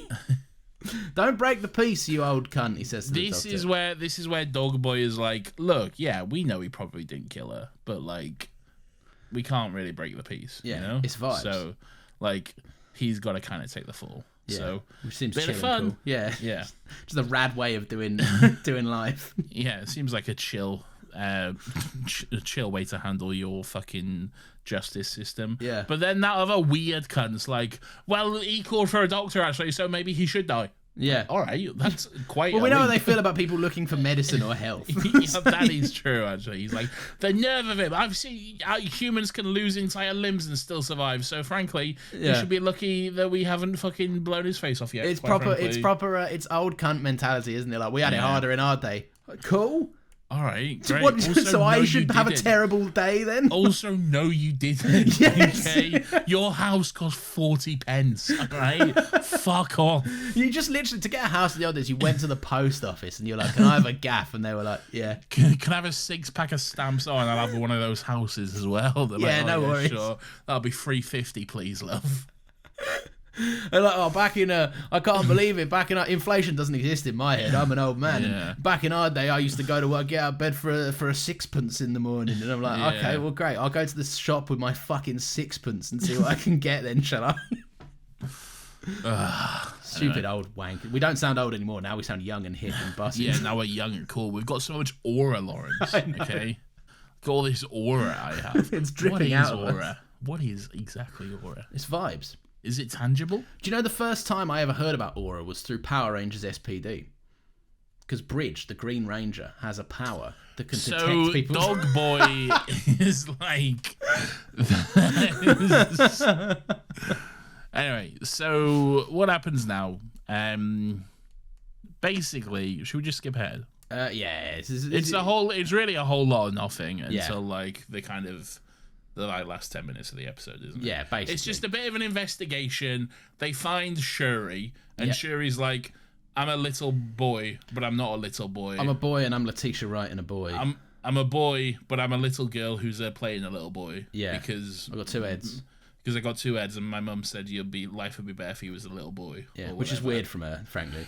Which is weird. I don't really understand it. Maybe Yeah. some kind of weird alien racism or some shit. Yeah, but maybe. Anyway, she's got two heads. One sees the future, one sees the past or some shit, and then she knows that Riggsy is innocent, or what. Really, it doesn't fucking matter. Yeah. Point is, Angela Bassett is still alive. Yeah, she's kicking. She's still kicking, and me as a cheeky cunt. Yeah, she's in some kind of stasis chamber, and to get her out, they need to put in a key. And Shuri Black Panther's like, oh, sick, I'll go get the key. Yeah. And then the other is like, no, I'll just use my TARDIS key because that's what me wants. So I'll just use that for some reason.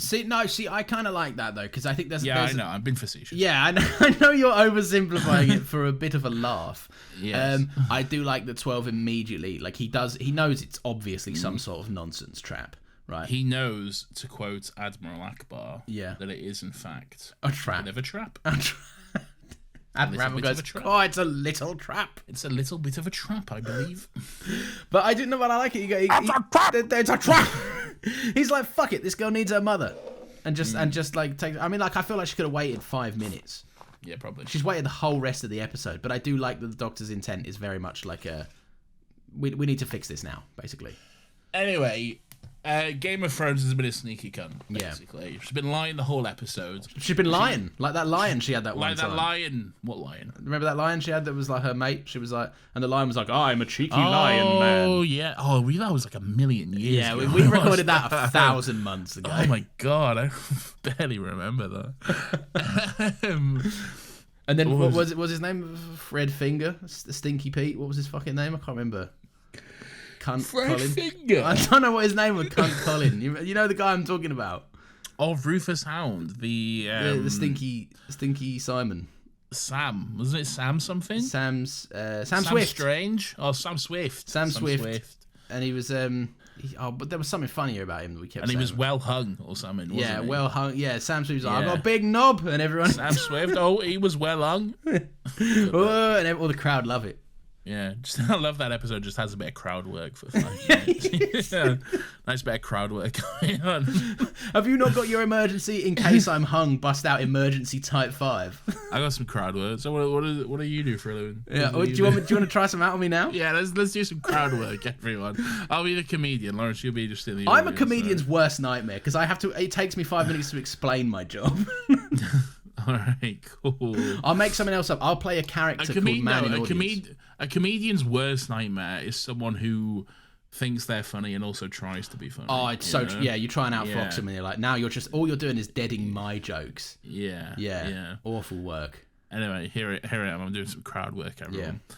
So you there, Sarah, in the front row? What is it you do for a living? I'm an accountant. An accountant. Yeah. Hell, bit of fun. And is this your partner with you? Yeah. Yeah. And what is it you do for a living, man? Hello. I'm a nurse. Interesting. Is there something wrong with your voice? No. Okay. That's how I talk. Anyway, that's good crowd work from you. Was that it? Was there something wrong? Just genuine concern. Don't know. There's this guy I see on TikTok who's like, who he's a stand-up comic and he does really like funny, interesting stuff, but like. I don't really know how to explain it. Like he's really like not changing, but he's doing something really unique with stand-up comedy, which I think is quite interesting. And he's doing a lot of like. Is it the weird cunt? He's Australian. Oh, right? it's not the weird cunt. Then. And he's like, one I saw the other day is like, there was someone in the crowd who got a phone call, and I think this was set up the person in the crowd was like someone he knows or something. Yeah. Who got a phone call. It was like, bloody hell, do you mind, mate? We're doing a show. Can you take it outside? And the guy in the crowd goes, it's for you. And he hands him the phone. Okay. And it's kind of this mix of stand-up and sketch comedy blended together, right, kind of a okay, little yeah. bit. And it's really interesting. And then he's like, he speaks on the phone. He's like, oh, okay, yeah. Like it's a really serious phone call. It's like, it's for you. And then hands it to like just some other guy in the audience. What the fuck? And then the other guy, he just talks on the phone for a bit. And then the guy on stage is like, do you mind, mate? I'm doing a show. Do you want to take that outside again and stuff? It's very fun. I'm barely explaining it, but it is all. No, it sounds fun though. funny. It sounds kind of unique and cool. Like, It is. It's very interesting, like the way he does that kind of stuff. what's the guy's name? I don't know. Everyone go search out that person. I don't know. Let me see if I can find him now, actually. Alright. Because he is quite funny. Ruben Solo is his name. Go and find him. Go and source him out. Find his comedy. He's got the official Still Got Legs endorsement. Exactly. And if you're in Australia, maybe go to one of his shows. Yeah, you probably know him. Yeah, maybe. He might be your mate. Yeah. Support him. I'm going to Australia next year. Yeah, you told me about this. Yeah. If you're in Australia, let me know. Yeah. I'll come see you. Nathan will come to see your house. I'll stay with you. Can I stay with you? Nathan's going to do a house call. Yeah, let me stay with you if you live in Australia. Who are you going to go see when you're in Australia? Some spiders? Yeah. I'm not in Australia, so that'd be difficult. Hopefully not. No, I don't want to see any spiders. What about kangaroos? Yeah, I'll go see some roos. What about cans of Fosters? No, they don't drink Fosters there. Yeah, but they say they do. No, they don't. No, Fosters say they do. Yeah, those men say that they do. Fosters say they do, but no one drinks Fosters in Australia. What time of year are you going? Like March, April, which is like... It's like autumn there, I guess. Yeah, that's less fun. I thought it'd be more of a stark contrast, but... So what's going on, Nathan? The doctor's got himself a little teleport bracelet or some shit. He gets his hand his hand gets jimmied in a thing.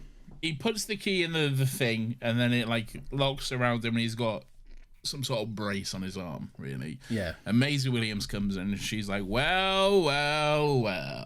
I'm evil. I'm evil, and you've fallen for my trap, you Yeah. little bitch. Don't try to argue. You've already lost to some shit. Vague, nondescript people want to teleport you somewhere. I know who the vague. I don't know. Everything past this point is completely blank. I know. Okay.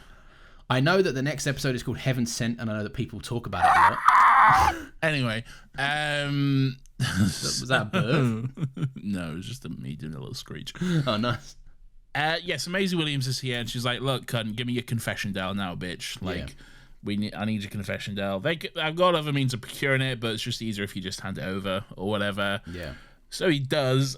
Like the moment where she's like, "Oh, what is it?" And he's like, "Oh, it's basically my last will and testament. How does it work?" I have no idea. Yeah. Just the way he's like, "Not my problem, bitch." Yeah, exactly. Fuck, I don't need to tell you everything, you bitch. Yeah. Which is very fun. I like It is good, yeah. No, he's taking this moment. He can't really... It's clear he's lost the day. Yes. And she even says, "Don't try to argue. You've already lost." Or whatever. Yeah, which probably stings deep. Do you know what I would do in this scenario? I understand this wouldn't fix the Clara issue, but the doctor doesn't know about that yet. But in this point, what I would do is simply wiggle my arm out of the teleport bracelet that was on it, because it looks quite loose, and then I'd punch Maisie Williams. Okay. And then I'd leave. Okay. Because realistically, on that point, like, what would she fucking do? I think she'd be able to stop you from leaving. Well, how?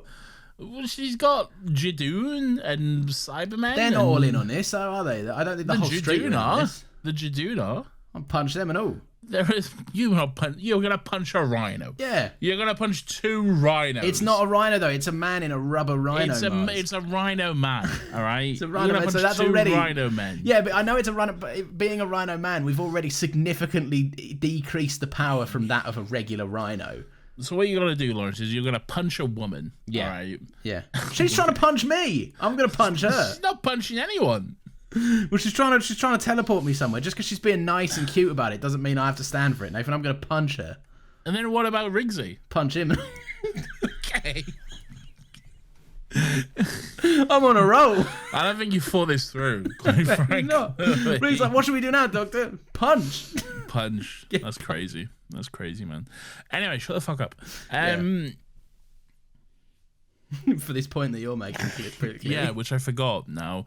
Oh no! So then Maisie Williams is like, right, that's all sorted. Rigsy boy, let me take that quantum shade off you then. Yeah. And he's like, sorry about all the tomfoolery, lad. Yeah, sorry about all that. Let me take that off you. And he's like, I don't have it. Yeah. Clara's got it. Clara's got it. Yeah. I tell you what, this is a fantastically directed moment, because you can feel that atmosphere fucking shift.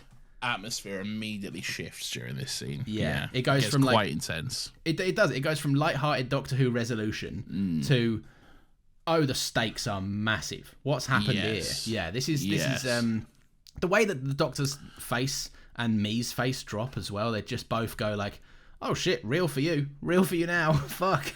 Yeah, the doctor's like, Clara, you didn't. And Me's like, oh, I had no idea she'd be so fucking stupid. Like, I like her panic on this. Yeah. I do like the way that she's like, I genuinely did not plan for this. This is not my fault. I'm really... Like, she's clearly at fault for doing this whole stupid bird nonsense in the first place. I love the moment Clara realizes as well. I think it's a great moment. She's like, no, wait, I was just buying a strategy. I wasn't trying to trick anything. I was just buying his time. And then she's like, he said the death is locked in. You can pass it on, but... And then the penny drops. Yeah.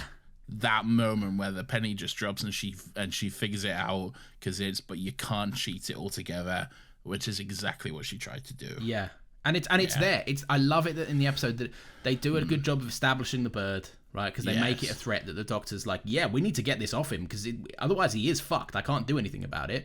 100%. Right? They show us the bird murdering that old cunt earlier, and it's like, the bird is like, he'll always get you, right? Everyone in the village knows this bird means death, right? Yes. And the bloke outwardly says it. Dog Boy earlier literally says it. You can't cheat it.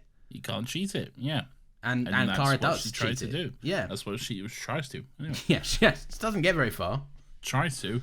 So Mia explains that she makes a contract with the Shade. Yeah. And when Clara took it on herself, she essentially cut me out of the contract, meaning she can no longer take it off. She's not involved in the deal. She changed the terms, basically. Which makes sense. It's exactly what happens. Like fucking loan shark shit. Like if you start pulling some shady moves, they're like, all right, we'll pull some shady back. Like, I don't know what a loan shark is. You don't know? They're but I've never used one. No, I haven't used a loan shark. I'd have to be in a pretty dire scenario to need a loan shark. I'm gonna say, I can help you out, mate.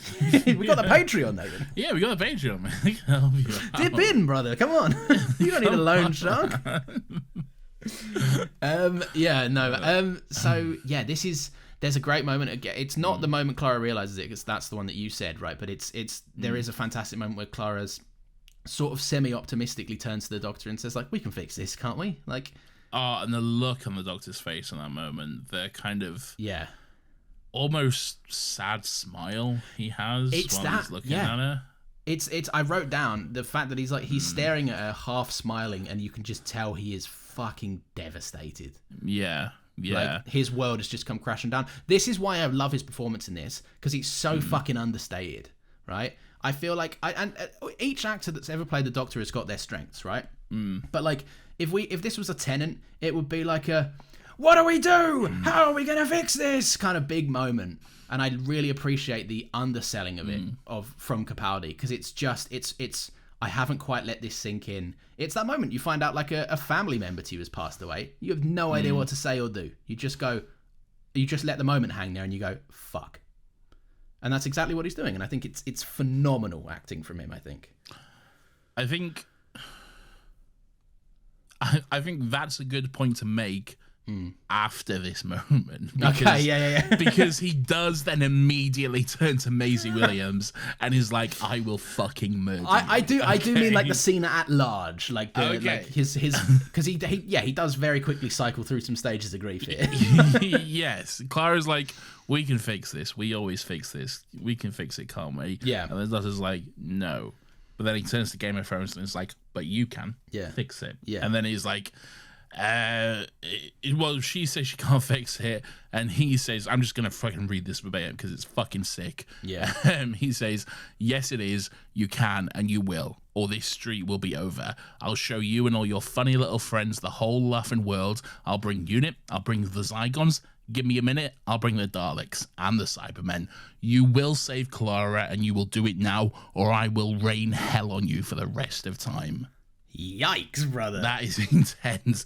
And then a line, one of my favourite lines in all of Doctor Who, and I think Peter Capaldi delivers it so fucking amazingly. Shield is like, I know the Doctor would never, and he just says, the Doctor is no longer here, you're stuck with me. Yeah. Talk about aura? Yeah, that's his aura, man. My God. That is intense. The Doctor goes, the Doctor is no longer here. You are stuck with me. On God, no, cat. But not only that, not only the Doctor is no longer here, you're stuck with me, and I will end you. Yeah. And everything you love. Mate, okay? this speech is phenomenal for a couple of reasons, right? Firstly, it fundamentally, it is a mischaracterization of the Doctor on purpose, right? Purposefully. Yeah, I mean, so much so that the Doctor even says that. Yeah. So he even says, I'm not the Doctor in this moment. He turns to the audience and goes, if you're illiterate in terms of media, this is something the Doctor would never say, hence why I've said the Doctor is no longer here. No, but firstly, it's like, it's bizarre because he immediately, like, he takes such celebration in the universe, but he immediately is willing to extend his hatred of me out from this moment to your funny little friends. I'm going to get people laughing at you. Like, it's not only just vindictive, it's cruel and it's needless and it's very harsh. And I think it's just a phenomenal switch up. And I think that Clara's line straight back to him, you know, like, your reign of terror will end at the first sight of a child crying, is like, God, these two are so phenomenally written together. What a fantastic I love that it's her that brings him out of it as well. I love that it's Clara who talks him down from this and is able to get him to calm down, and rightly so. She's the one who tells him off, like, stop fucking overreacting, stop freaking out. I fucked up, all right? Yeah. My mistake. I fucked up. I've got to face that. That's the worst thing about it, is it is Clara's fuck up. It's her fault. Like, yeah, it is. It's such a beautiful scene between the two of them, and it's so both of them play it so well, so heartbreaking and just devastating in the best way possible. They're both so good. I love the way she turns to me and says, like, is there anything you can do? And me is like, I'm sorry. And Clara's just like, I don't fucking have the time for this. Yes or no. Is there anything you can do? No. It's like, right, there we are. That's it. Yeah. If Danny Pink can do it, so can I. I tell you what, it is a fantastic moment because it doesn't let Clara out in a way that's dismissive of her character. Like, this could if mishandled, this could so easily be a, like, haha, silly woman thought she was the Doctor. Yeah. And she couldn't get away with it. No, it still lets Clara die with dignity, and it still puts her in a position of, like, okay, yes, I wasn't expecting to die, but the next best thing I can do is die on my own terms. And it's great writing for her, because it so easily could have felt like just a she thought she could catch up with him. She thought she was on par with the Doctor. No way. Like, it's not dismissive of her character's intellect in a way that it could not be. At all. Yeah. Not at all. Some really beautiful lines throughout all of this stuff. Like Clara saying, why shouldn't I be so reckless? You're reckless all the bloody time. Why can't I be like you? And then the Doctor saying, there's nothing special about me. I'm nothing but a less breakable version of you. I should have taken care of you. And then, like, Clara's like, well, I think it's actually quite nice that Clara's like to Rigsy, don't you dare fucking feel guilty about this for a single second. Yeah. Okay? Like, this is my mistake again. I fucked this up. But then the moment where she takes the Doctor aside and is like, right, look, you're going to be alone now, okay? Yeah. And you're bad at that, okay? You're going to be angry, but don't let this change you. And she says, whatever happens next, wherever she is sending you, I know what you're capable of. You don't be a warrior. Promise me. Be a doctor. And then the Doctor says, what's the point of being a doctor if I can't cure you? Yeah. Are you kidding me? Yeah. Are you fucking kidding me? But then, like, don't cut it off there. Then the fact that she goes, then heal yourself. Heal yourself. Fucking insane. Yeah. Man, like, this, and I think that, like, so much of this, and I really admire the confidence in the writing here, so much of this relationship and dynamic between 12 and Clara has been the unsaid thing. So much of it has, which is why there's still fucking debate on whether it's a platonic or romantic connection between the pair of them, right? We have our opinion. Other people have written in and have theirs. We disagree quite verbally, but I understand. It's never explicitly stated. Yes. Okay. But when the Doctor says Clara and she gives him a hug and says, everything you're about to say, I already know. Don't do it now. We've already had enough bad timing. Yeah. Come on, man. Come on, man. Come on, man. It's our catchphrase. Whenever we just say a quote, we go, come on, man. Like, come on, man. I understand you might not think that's a compelling point, but, like, I think the line speaks for itself. I think, like, you've got to do a lot of legwork to make that mean something other than what most people think it means. Yeah. Do you remember when he was like, Clara never ever looks a day older to him, and she never looks any different, and then we see that that's actually true from his perspective. Like, wow. Yeah, come on. Come on, I think. I don't know, man. I think this is an excellent sequence. I think it's so beautifully performed.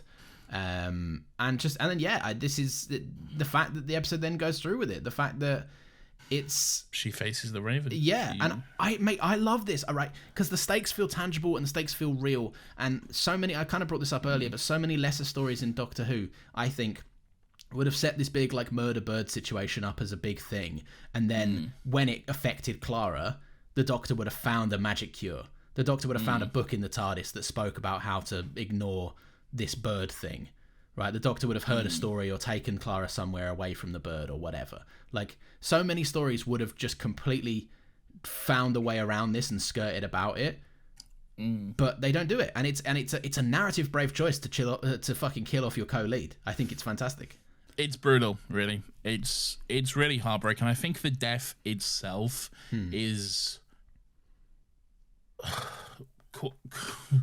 rude, really, because it's so mean. Okay, the physical effect of the death, kind of thing. The portrayal of it. Okay, it's mean in so many ways. Like, she walks out into the street in her own. It's all like really well shot, really looks good and stuff, paired with the music and the score and everything like that. It's all really well done. Yeah. And then like the bird flies into her in slow motion and stuff, and then she just lets out this scream as well, and you can tell she's in pain. We don't hear the scream; it's silent, but like you can tell she like looks like she's in pain because of that. It's not she's not screaming for no reason. Yeah, you know? Yeah. It's really harsh, and I think it's interesting. We have she's not going woo. Yeah, exactly. It's not like that.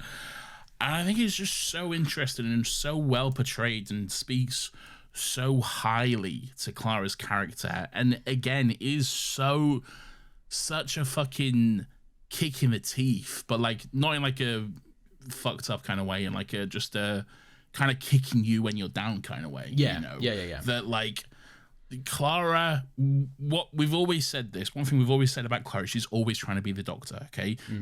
So much so that it's led her to this exact situation, okay? Yeah. And even in death, okay?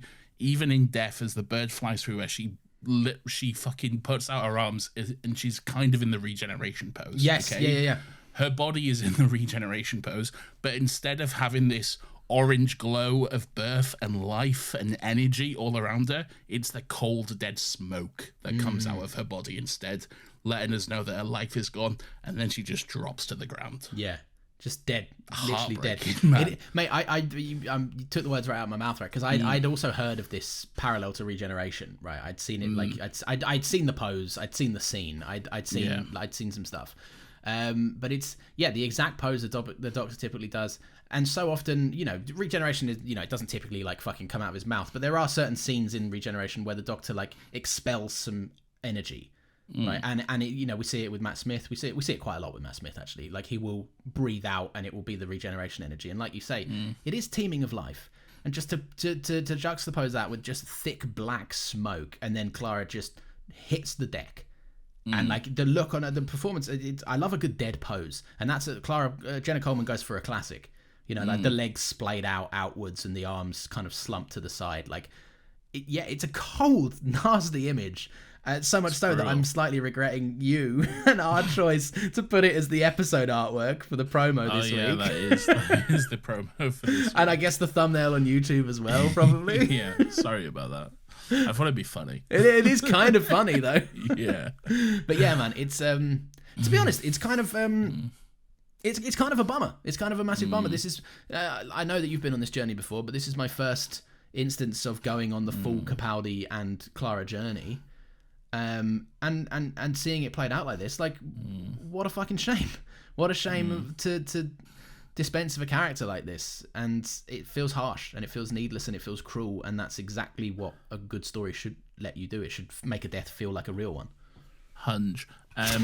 All I will say is the series is not over yet. I know, and I know there's some stuff. We have 2 episodes to go. Okay. Yeah. And hey, well, next week's a big one. Next week is definitely a big one. Yeah. But we'll get to that. the Doctor goes back into the little room with Game of Thrones. Yeah. And we'll just end on this note here. Just a fucking great ending from the Doctor. He says what Clara said about taking revenge. Do you know why she said that? And then he just goes, I was lost a long time ago. She was saving you. I'll do my best, but I strongly advise you to keep out of my way. You'll find it's a very small universe when I'm angry with you. Then he teleports away. Terrifying. I'd shit my pants. I would too. I'd be sat there thinking, whoever is taking him away in the teleport, I hope the fuck they got a good plan to kill this bastard. Yeah, they better have something solid, because if he gets out of this, it is so fucking Jova. Yeah, it's big time Jova. I just really quickly want to bring up, because I think it's an interesting thing, and I think because I've never seen Heaven Sent somehow. I've never seen it. Right? Insane. Well, because everyone has such a high regard of it. I kind of knew I wanted to get to it if I ever did rewatch this era or watch this era properly. Aura. No aura. I know. You have no aura. Next week I'll have aura for having seen Heaven Sent. But I kind of wanted to talk about very briefly. This scenario has come about because of the Doctor's kindness. You know, he saved me. He saved Ashildr. He gave Ashildr a second chance at life. And it's through that choice that has indirectly got Clara killed. And I think that given that this Doctor's been on a self-improvement arc, a journey of becoming a better man and earning the moniker of the Doctor, I wonder if... I don't know if Heaven Sent's going to address this. I have genuinely no idea what that episode's about. But I think it could be interesting to explore the fact that is that still the right course? Is being a good man with kindness the right course? Because it's indirectly got his best friend killed. And yeah, I don't know. I think it's interesting. I like that this is Clara's actions have consequences and the Doctor's actions have consequences here. No, you can't. I know you can't say anything. I know it's a boring conversation point, but I just thought it'd be interesting to put out there and see what happens. Interesting Indeed. Oh, and there's a mural of the TARDIS. There's a post-credit scene, yeah. Yeah. Riggsy did a little mural on the TARDIS, which will come back. It's not for nothing. Oh, okay. Interesting. Yeah. I thought, my note reads, the thought that the world moves on is horrifying. Just, it is. Clara's dead, somewhere in London, in a street that no one will find, and the Doctor is fuck knows where doing fuck knows what, so I guess the TARDIS just rots for a bit. It's always scary. Well... We'll see. Much to discuss in the coming weeks. Hell yeah. But now, there's much to discuss about them weirdos, Nathan. Weirdo of the Week!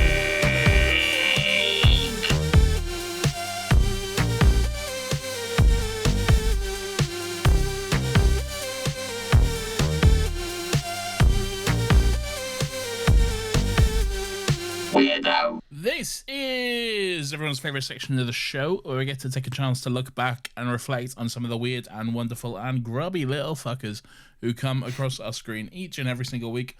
Lawrence, who is your weirdo for this week? It's not a great choice because my note still reads, I don't know. Okay, but that's cool. Yeah, but thinking about it, it's going to be me. It's going to be May. You? Yeah. No, not me. It's you. No. I had so many options to do that to you this episode and I didn't. You've got to give me the same freedom. I refuse.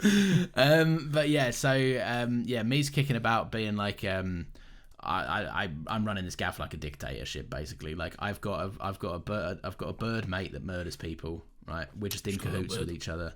I think that's weird. I think she's like, oh, people say I'm a mayor. I guess that's just what I'm doing. I guess that's just my title. I'm like, I feel like you have to like it a little bit to go around murdering people for no reason, but it's a weird... Her whole street has a weird vibe that she brings to it through her ruling, which I don't appreciate.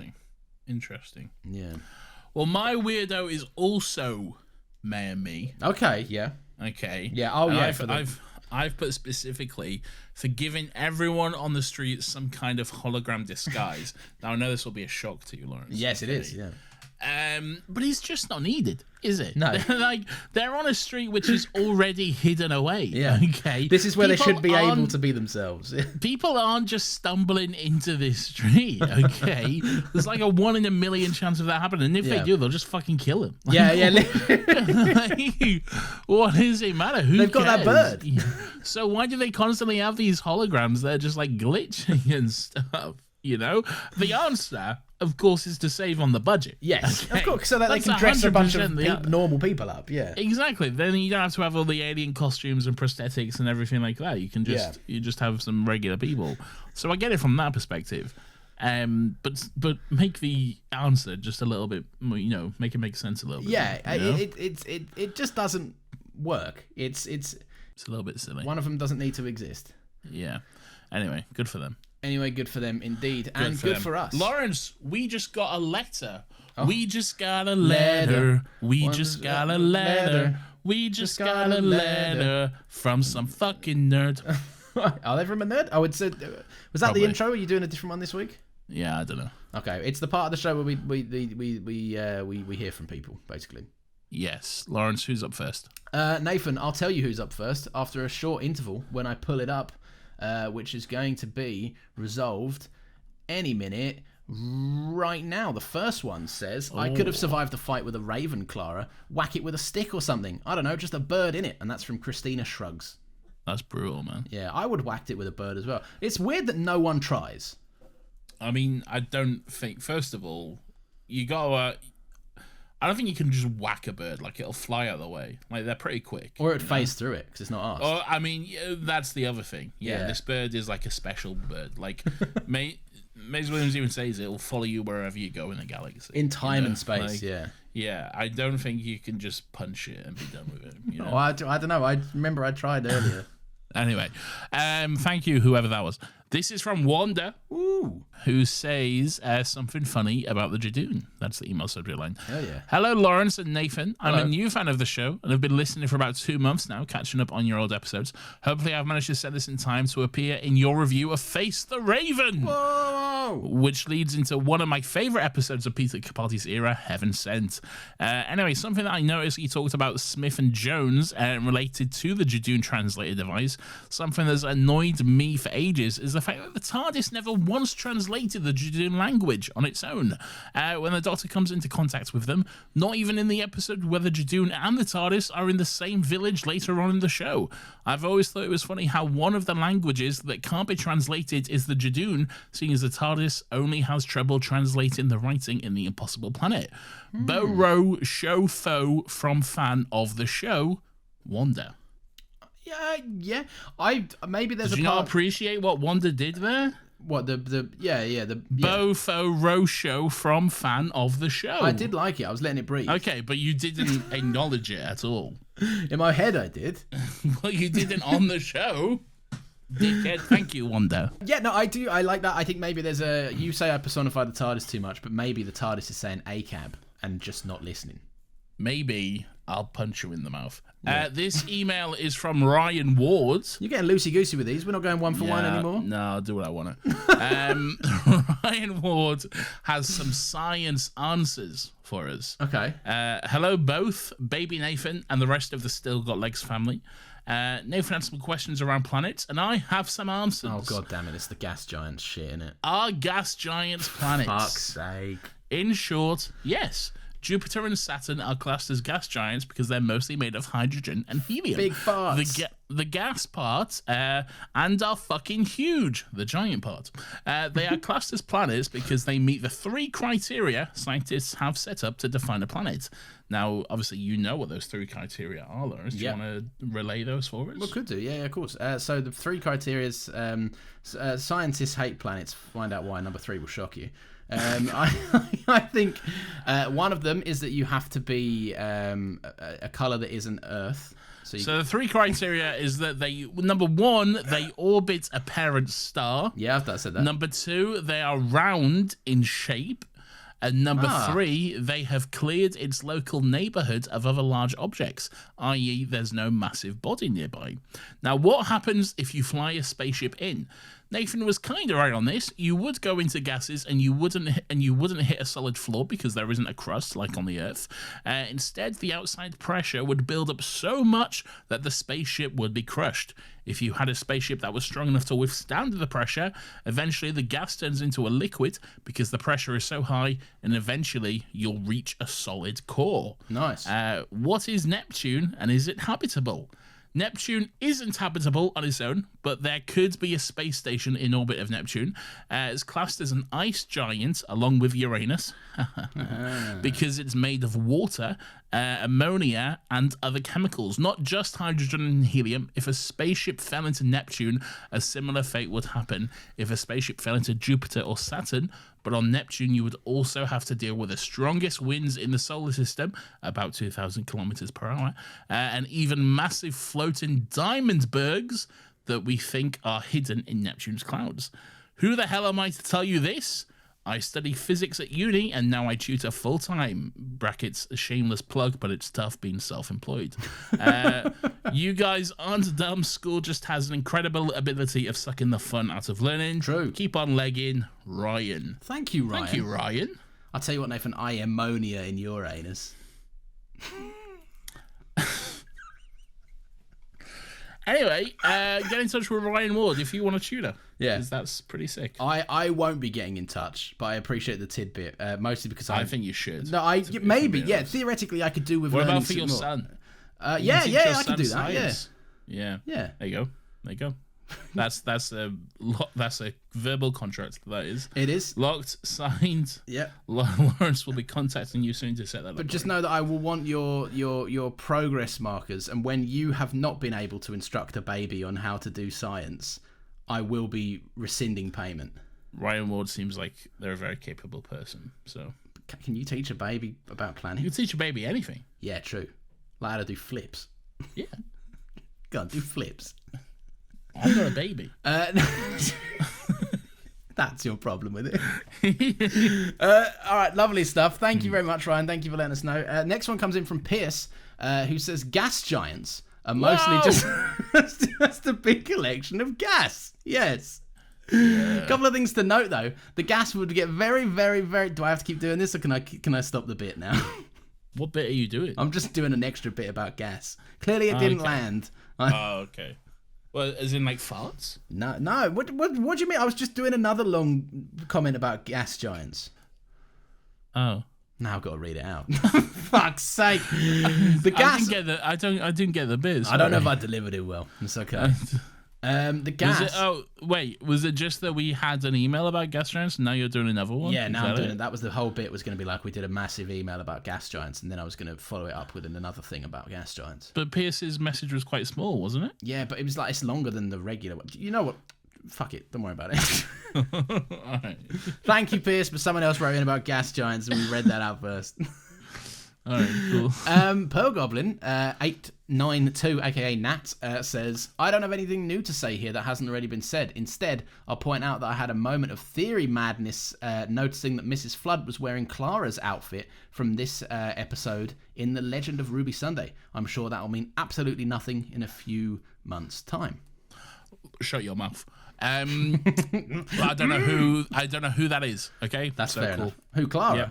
Clara's Mrs. Flood. Mrs. Flood. I don't know who. Oh, that is. Mrs. Flood's from the new series of Doctor Who. No, I don't know any of that. Shut up. And you'd be amazed. Shut up. Who This is from Isaac, or Unlucky Hunter, who says, "What's the crack, lads?" Which I believe is Irish. Yeah. Because it's spelled Craig. Because it's spelled Craig. Yes. Yeah. This isn't really relevant to any episode, but just wanted to say thank you so much for the fantastic and hilarious apps. Every week, you're certainly bloody welcome. Yeah, hell yeah. Last month, I completed my first ever marathon. Whoa. And to help me get through the long, cold nights during my training, I had you two Egypts making me laugh and cry on the road with SGL and AHP, brackets RIP.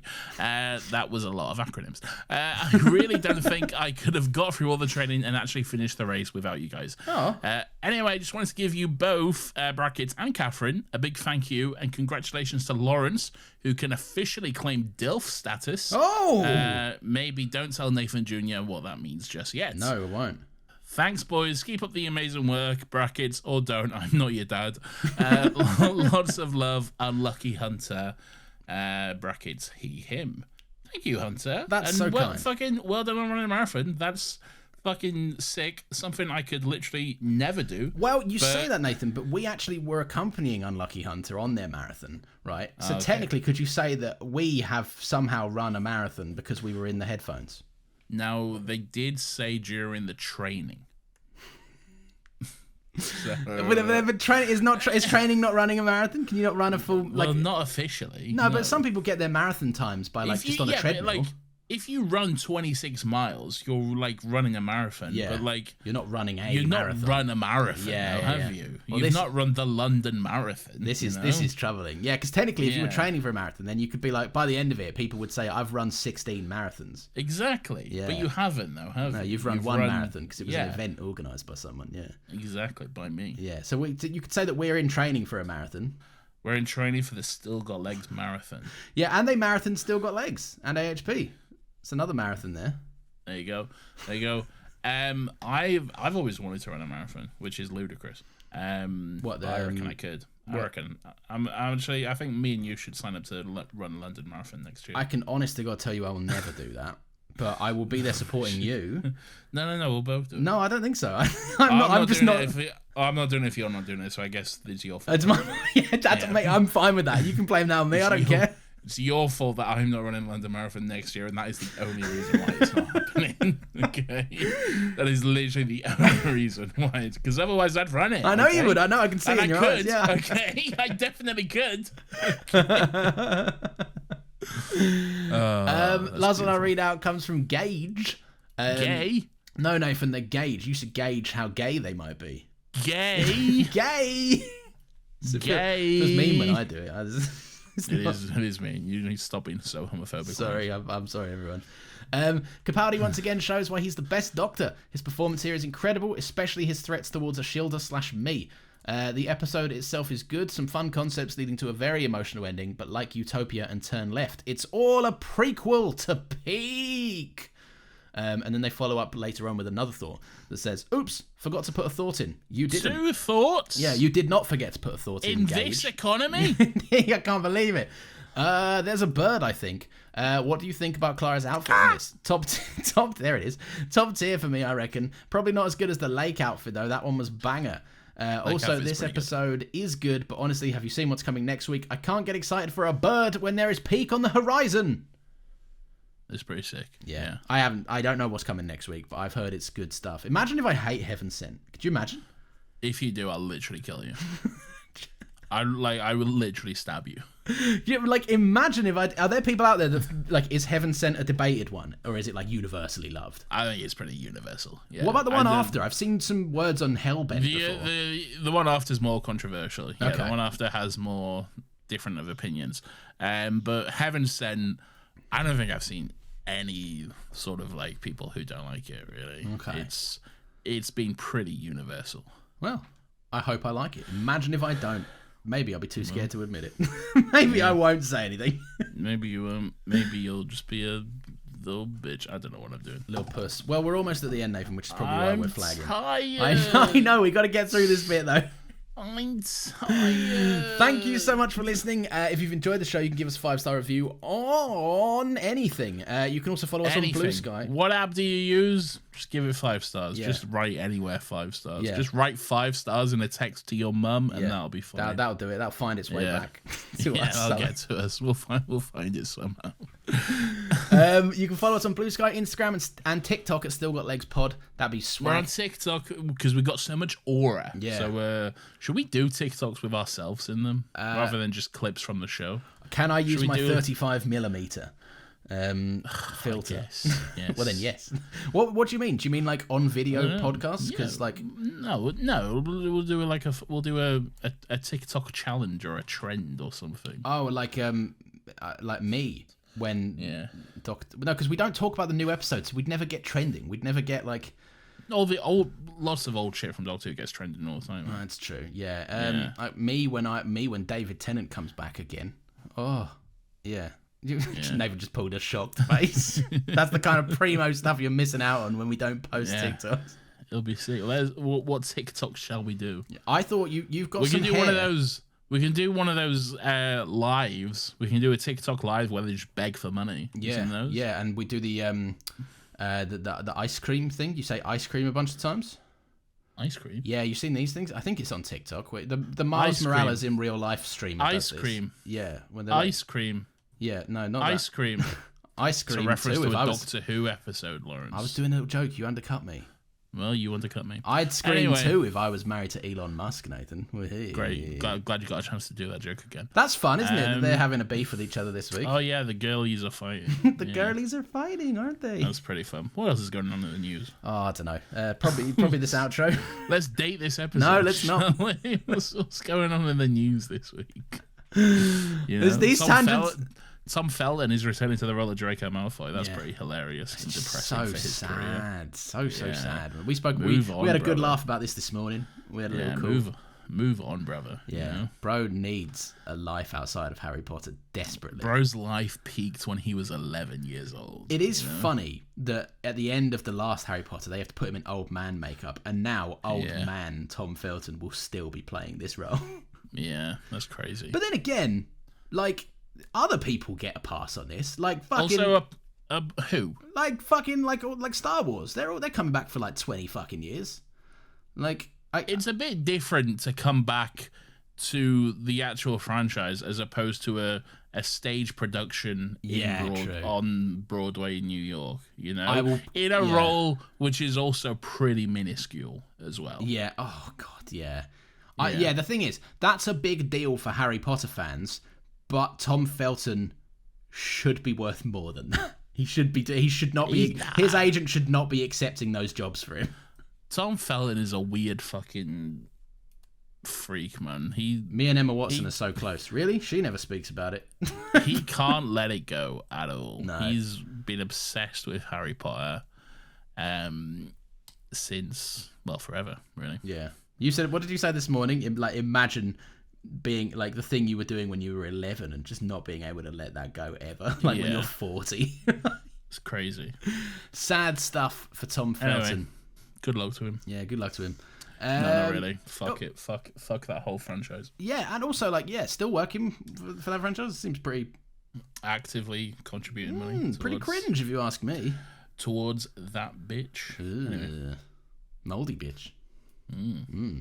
Anyway, join the Discord. Let us know your thoughts on the episode, or email them over at stillgotlegspodcast@gmail.com. And thank you, Big Styles. Thank you, Big Styles, to Nathan, James Bauer. Me? Yeah. No, Nathan, you not me shouldn't from the have. episode. You. You shouldn't have, Lawrence. I did. You can't take it Oh. back. Thank you also to Nina for making short form Can you content. do the rest while I just have a little nap? No, because Is we've still that got to do the alright? Patreon stuff, Nathan. I'm Yeah, cycling but through. you just take care of the rest and I'll just have a little nap, alright? Right, thanks to Nina for managing short form content as well as Martian Discord server alongside Maylena. And of course, Pierce, if you're interested in hearing more from us, you can check out the Patreon. Link to sign up can be found in the show notes. Episode notes, a bonus podcast for Doctor Who topics and commentaries as voted on by you. And of course, Still Got Rex every single month where we recommend what we've been watching, reading, listening to, or doing. Get involved, get signed up. And maybe there'll be a bonus one this month. You say that, but again, this is the second time you haven't consulted with me before you say this. I mean, 100% have consulted. Oh, we with didn't you. talk about this, by the way, you sneaky little note fraud bitch. Don't bring that up. Yeah. Is that an exclusive? Is it sign up if you want to get that? That's Patreon only. Okay. And also, I have consulted with you about this. We had a fucking whole conversation. Oh, it was about. Can we say what it's about? Yes. Are we going to do that? No, not yet. But maybe there'll be a bonus thing. Yeah. I would like to do that. That'd be good. And we maybe said it might end up going somewhere else as well. Maybe. Yeah. Maybe. Yeah. Maybe. Jury's out. We'll see. We'll see. Frankly, we'll see. you already get. We're going to give you what you pay for. So anything else you get, don't worry about it. Yeah. You'll be there when you or not. Who knows? We'll see. Nathan. Anyway, I'm going back to my nap. No. This is where I need you, Nathan, because we find out as I'm Sleeping. revealing it through this. Nathan, we call our lovely patrons our companions because we pick them up in our beautiful TARDIS. Who are we picking up this week and where from? We're picking up Alison Hammond, No, who's not actually true. called Alison Lewis. Yeah. And they're from fuck knows where, the Void, I guess. Yep, the Void. Update that, otherwise you won't get a mug, by the way. They're from fuck knows where in the void, and they were actually hosting an episode of This Morning because they're Alison Hammond. Yep. And then what happened, Nathan? And then what happened was we were actually guest appearing on the show. They were like, today we've got Nathan and Lawrence from their TARDIS Two appearing. incredibly well-hung podcasters. Two incredibly... No, I'm not saying that. two beautiful boys here to discuss the latest episode of Doctor Who, that being The Reality War? Yeah, I guess so. Yeah, I guess it would Maybe. be. Is that what it was called? Yeah. So we came on there, and then she was like, so what did you think of the episode? And I went, silence, because we cannot talk about this until he comes up on Still Got Legs. Yeah. And then we kidnapped her. Yeah, because she dared to try and get us to break format on live TV. Exactly. Yeah. Yeah. That's how I got Lawrence as well. I'm a kidnap victim. I'm the first. Use the first. Yeah. The first face this face saw. Right, the next person that we are picking up in our lovely little Temu TARDIS, Nathan, is Ricky from Maidstone in Kentucky, I think that might be. Kent, you dickhead. Okay, is it Kent? Not Kentucky. It says GB next to it. I didn't see. There's a big fucking GB next to it. Also, Maidstone. I didn't think about it. Maidstone. You fuck. Do you really think that was Kentucky? I just saw Ken. I didn't see the GB, and I know I said Maidstone, but I'd also mentally checked out at that point. All right, I know I'd said it. Fucking idiot, man. I'm from Kent. That's awful. Bro's got himself a fucking KFC on the go, man. Anyway, we picked up Ricky while we were actually trying to pick up Rocky. We made a mistake. We were trying to find Sylvester Stallone to get him to tell us all about how he's a sexist or something. And we were going to say, you did a good performance in Creed, the movie, but the rest of the Rockies are so-so or whatever. But we actually ended up picking up Ricky instead because we fucked it up. The TARDIS took us to the wrong place. We thought, while we're here, we may as well get a Ricky. I don't think we've had one before. If I look through our patron documents, I don't think we have. So we thought, we'll grab Ricky. Why not? All right. That's what happened. That's sick, man. That's sick. All right. Well, then next up we got Jason Who. Jason Who? Doctor Who, more like. Well done. I fucking knew he was going to say that. We got Jason who again is from fuck knows where in the middle of the void. Update that, otherwise you won't get a fucking mug. And Jason was casually strolling. See, I have nothing to go on. See, Jason was casually strolling along through the void. Right, hang on, just a peel behind the curtain. Right, can you tell us like where you live, or give us like a funny name, or say it's? Do you know how hard it is to improv around Jason? And that's fucking it, right? My next one's Caitlin, and I'm fucked. Oh no, I got something. So right. Jason is, of course, the main character, or one of the main characters in GTA 6. Okay. Okay, yeah. So Jason was in Vice City, doing some kind of heist, doing some kind of bank heist or something with like Latina baddies. You might say. With what's her name? Jason and Isaacs. Oh, it's gonna look sexist if I don't know her name. Oh fuck no! I do know it, but I can't remember it. Do you want me to Google it while you? Yeah, please. Jason and Lucia. Yeah, fuck's sake, I always knew that. Anyway, Jason was doing a heist in Vice City or whatever, and we were actually the getaway driver of that heist. And we were just driving a regular car. And Jason was like, where are you going? You're going the wrong way. And I said, no, we're not. Shut up. And then we drove into the TARDIS and kidnapped him. Okay. Look, it's not the best. Where are you going? You're going the wrong way. No, we're not. Shut up, Jason from GTA 6. That's fair. Nathan, I look, the next person is from Caitlin, who is also from the Void update, or You're Not Getting a Mug. That's just the new name of the Void, by the way, because we're getting to crunch time now. So the Void is now called the Void Update It, or You're Not Getting a Mug. Yeah, probably everyone update them this month, or you probably won't get a mug. Yeah, because we're getting ahead. All right, we're getting organised, so please. I looked up the meaning of the name Caitlin to help me with my improv here, and the name says apparently the meaning is pure, which is very nice, and also led me down a bad improv path about someone who really listens to our show in real life. Yeah. So what I will say is that according to this, the meaning is that the love a parent has for their baby is a pure feeling, and apparently that somehow relates to the name Caitlin, right? Ooh. So what I'll say is that as well as the love I have for my actual new baby, Caitlin, I also feel the pure love for you, which is why we picked you up in the TARDIS too. Not in a weird way. That's fucking weird. It's not a man. weird way. That's weird. It's not weird. Caitlin, if you blink twice, Caitlin. No, You're under distress right now. we offered you a trip in the TARDIS. It wasn't like well, I didn't kidnap you. How are you going to say All I mine's do weird? Is kidnap them at knife point. Exactly. Though you're fucking weird. No, man. it's a lovely pure love from podcaster to listener, Nathan. It's a lovely dynamic. All right, Yeah. I don't know. And it's not weird. It's not weird. Weird vibes. No! That's all I'm saying. Anyway, I apologize about that, Caitlin. But thank you, Caitlin. Thank you, Jason. Thank you, Ricky. Thank you, Alison, for joining us on our adventures, for signing up, for being our wonderful companions and friends. Hell yeah. And pure love to everyone as well. I'm just going to ignore. Next week, everyone, we're going to see you at Monday at 10 a.m. for some beautiful Heaven Sent. Stay beautiful, stay sexy, stay loving Doctor Who. Nathan, what should the good people stay? I don't know. Bye. I probably have to press the button, so just put it in post. Oh, no, just press the button, man. No, you'll have to put it in post. No, I'm not going to put it in post if you don't press it. Well, then that's it, I guess. I refuse. We have never not played it. I refuse to press the button, Lawrence. There's no way on earth you could get me to press that button. I see. Okay? Yep. Anyway, bye.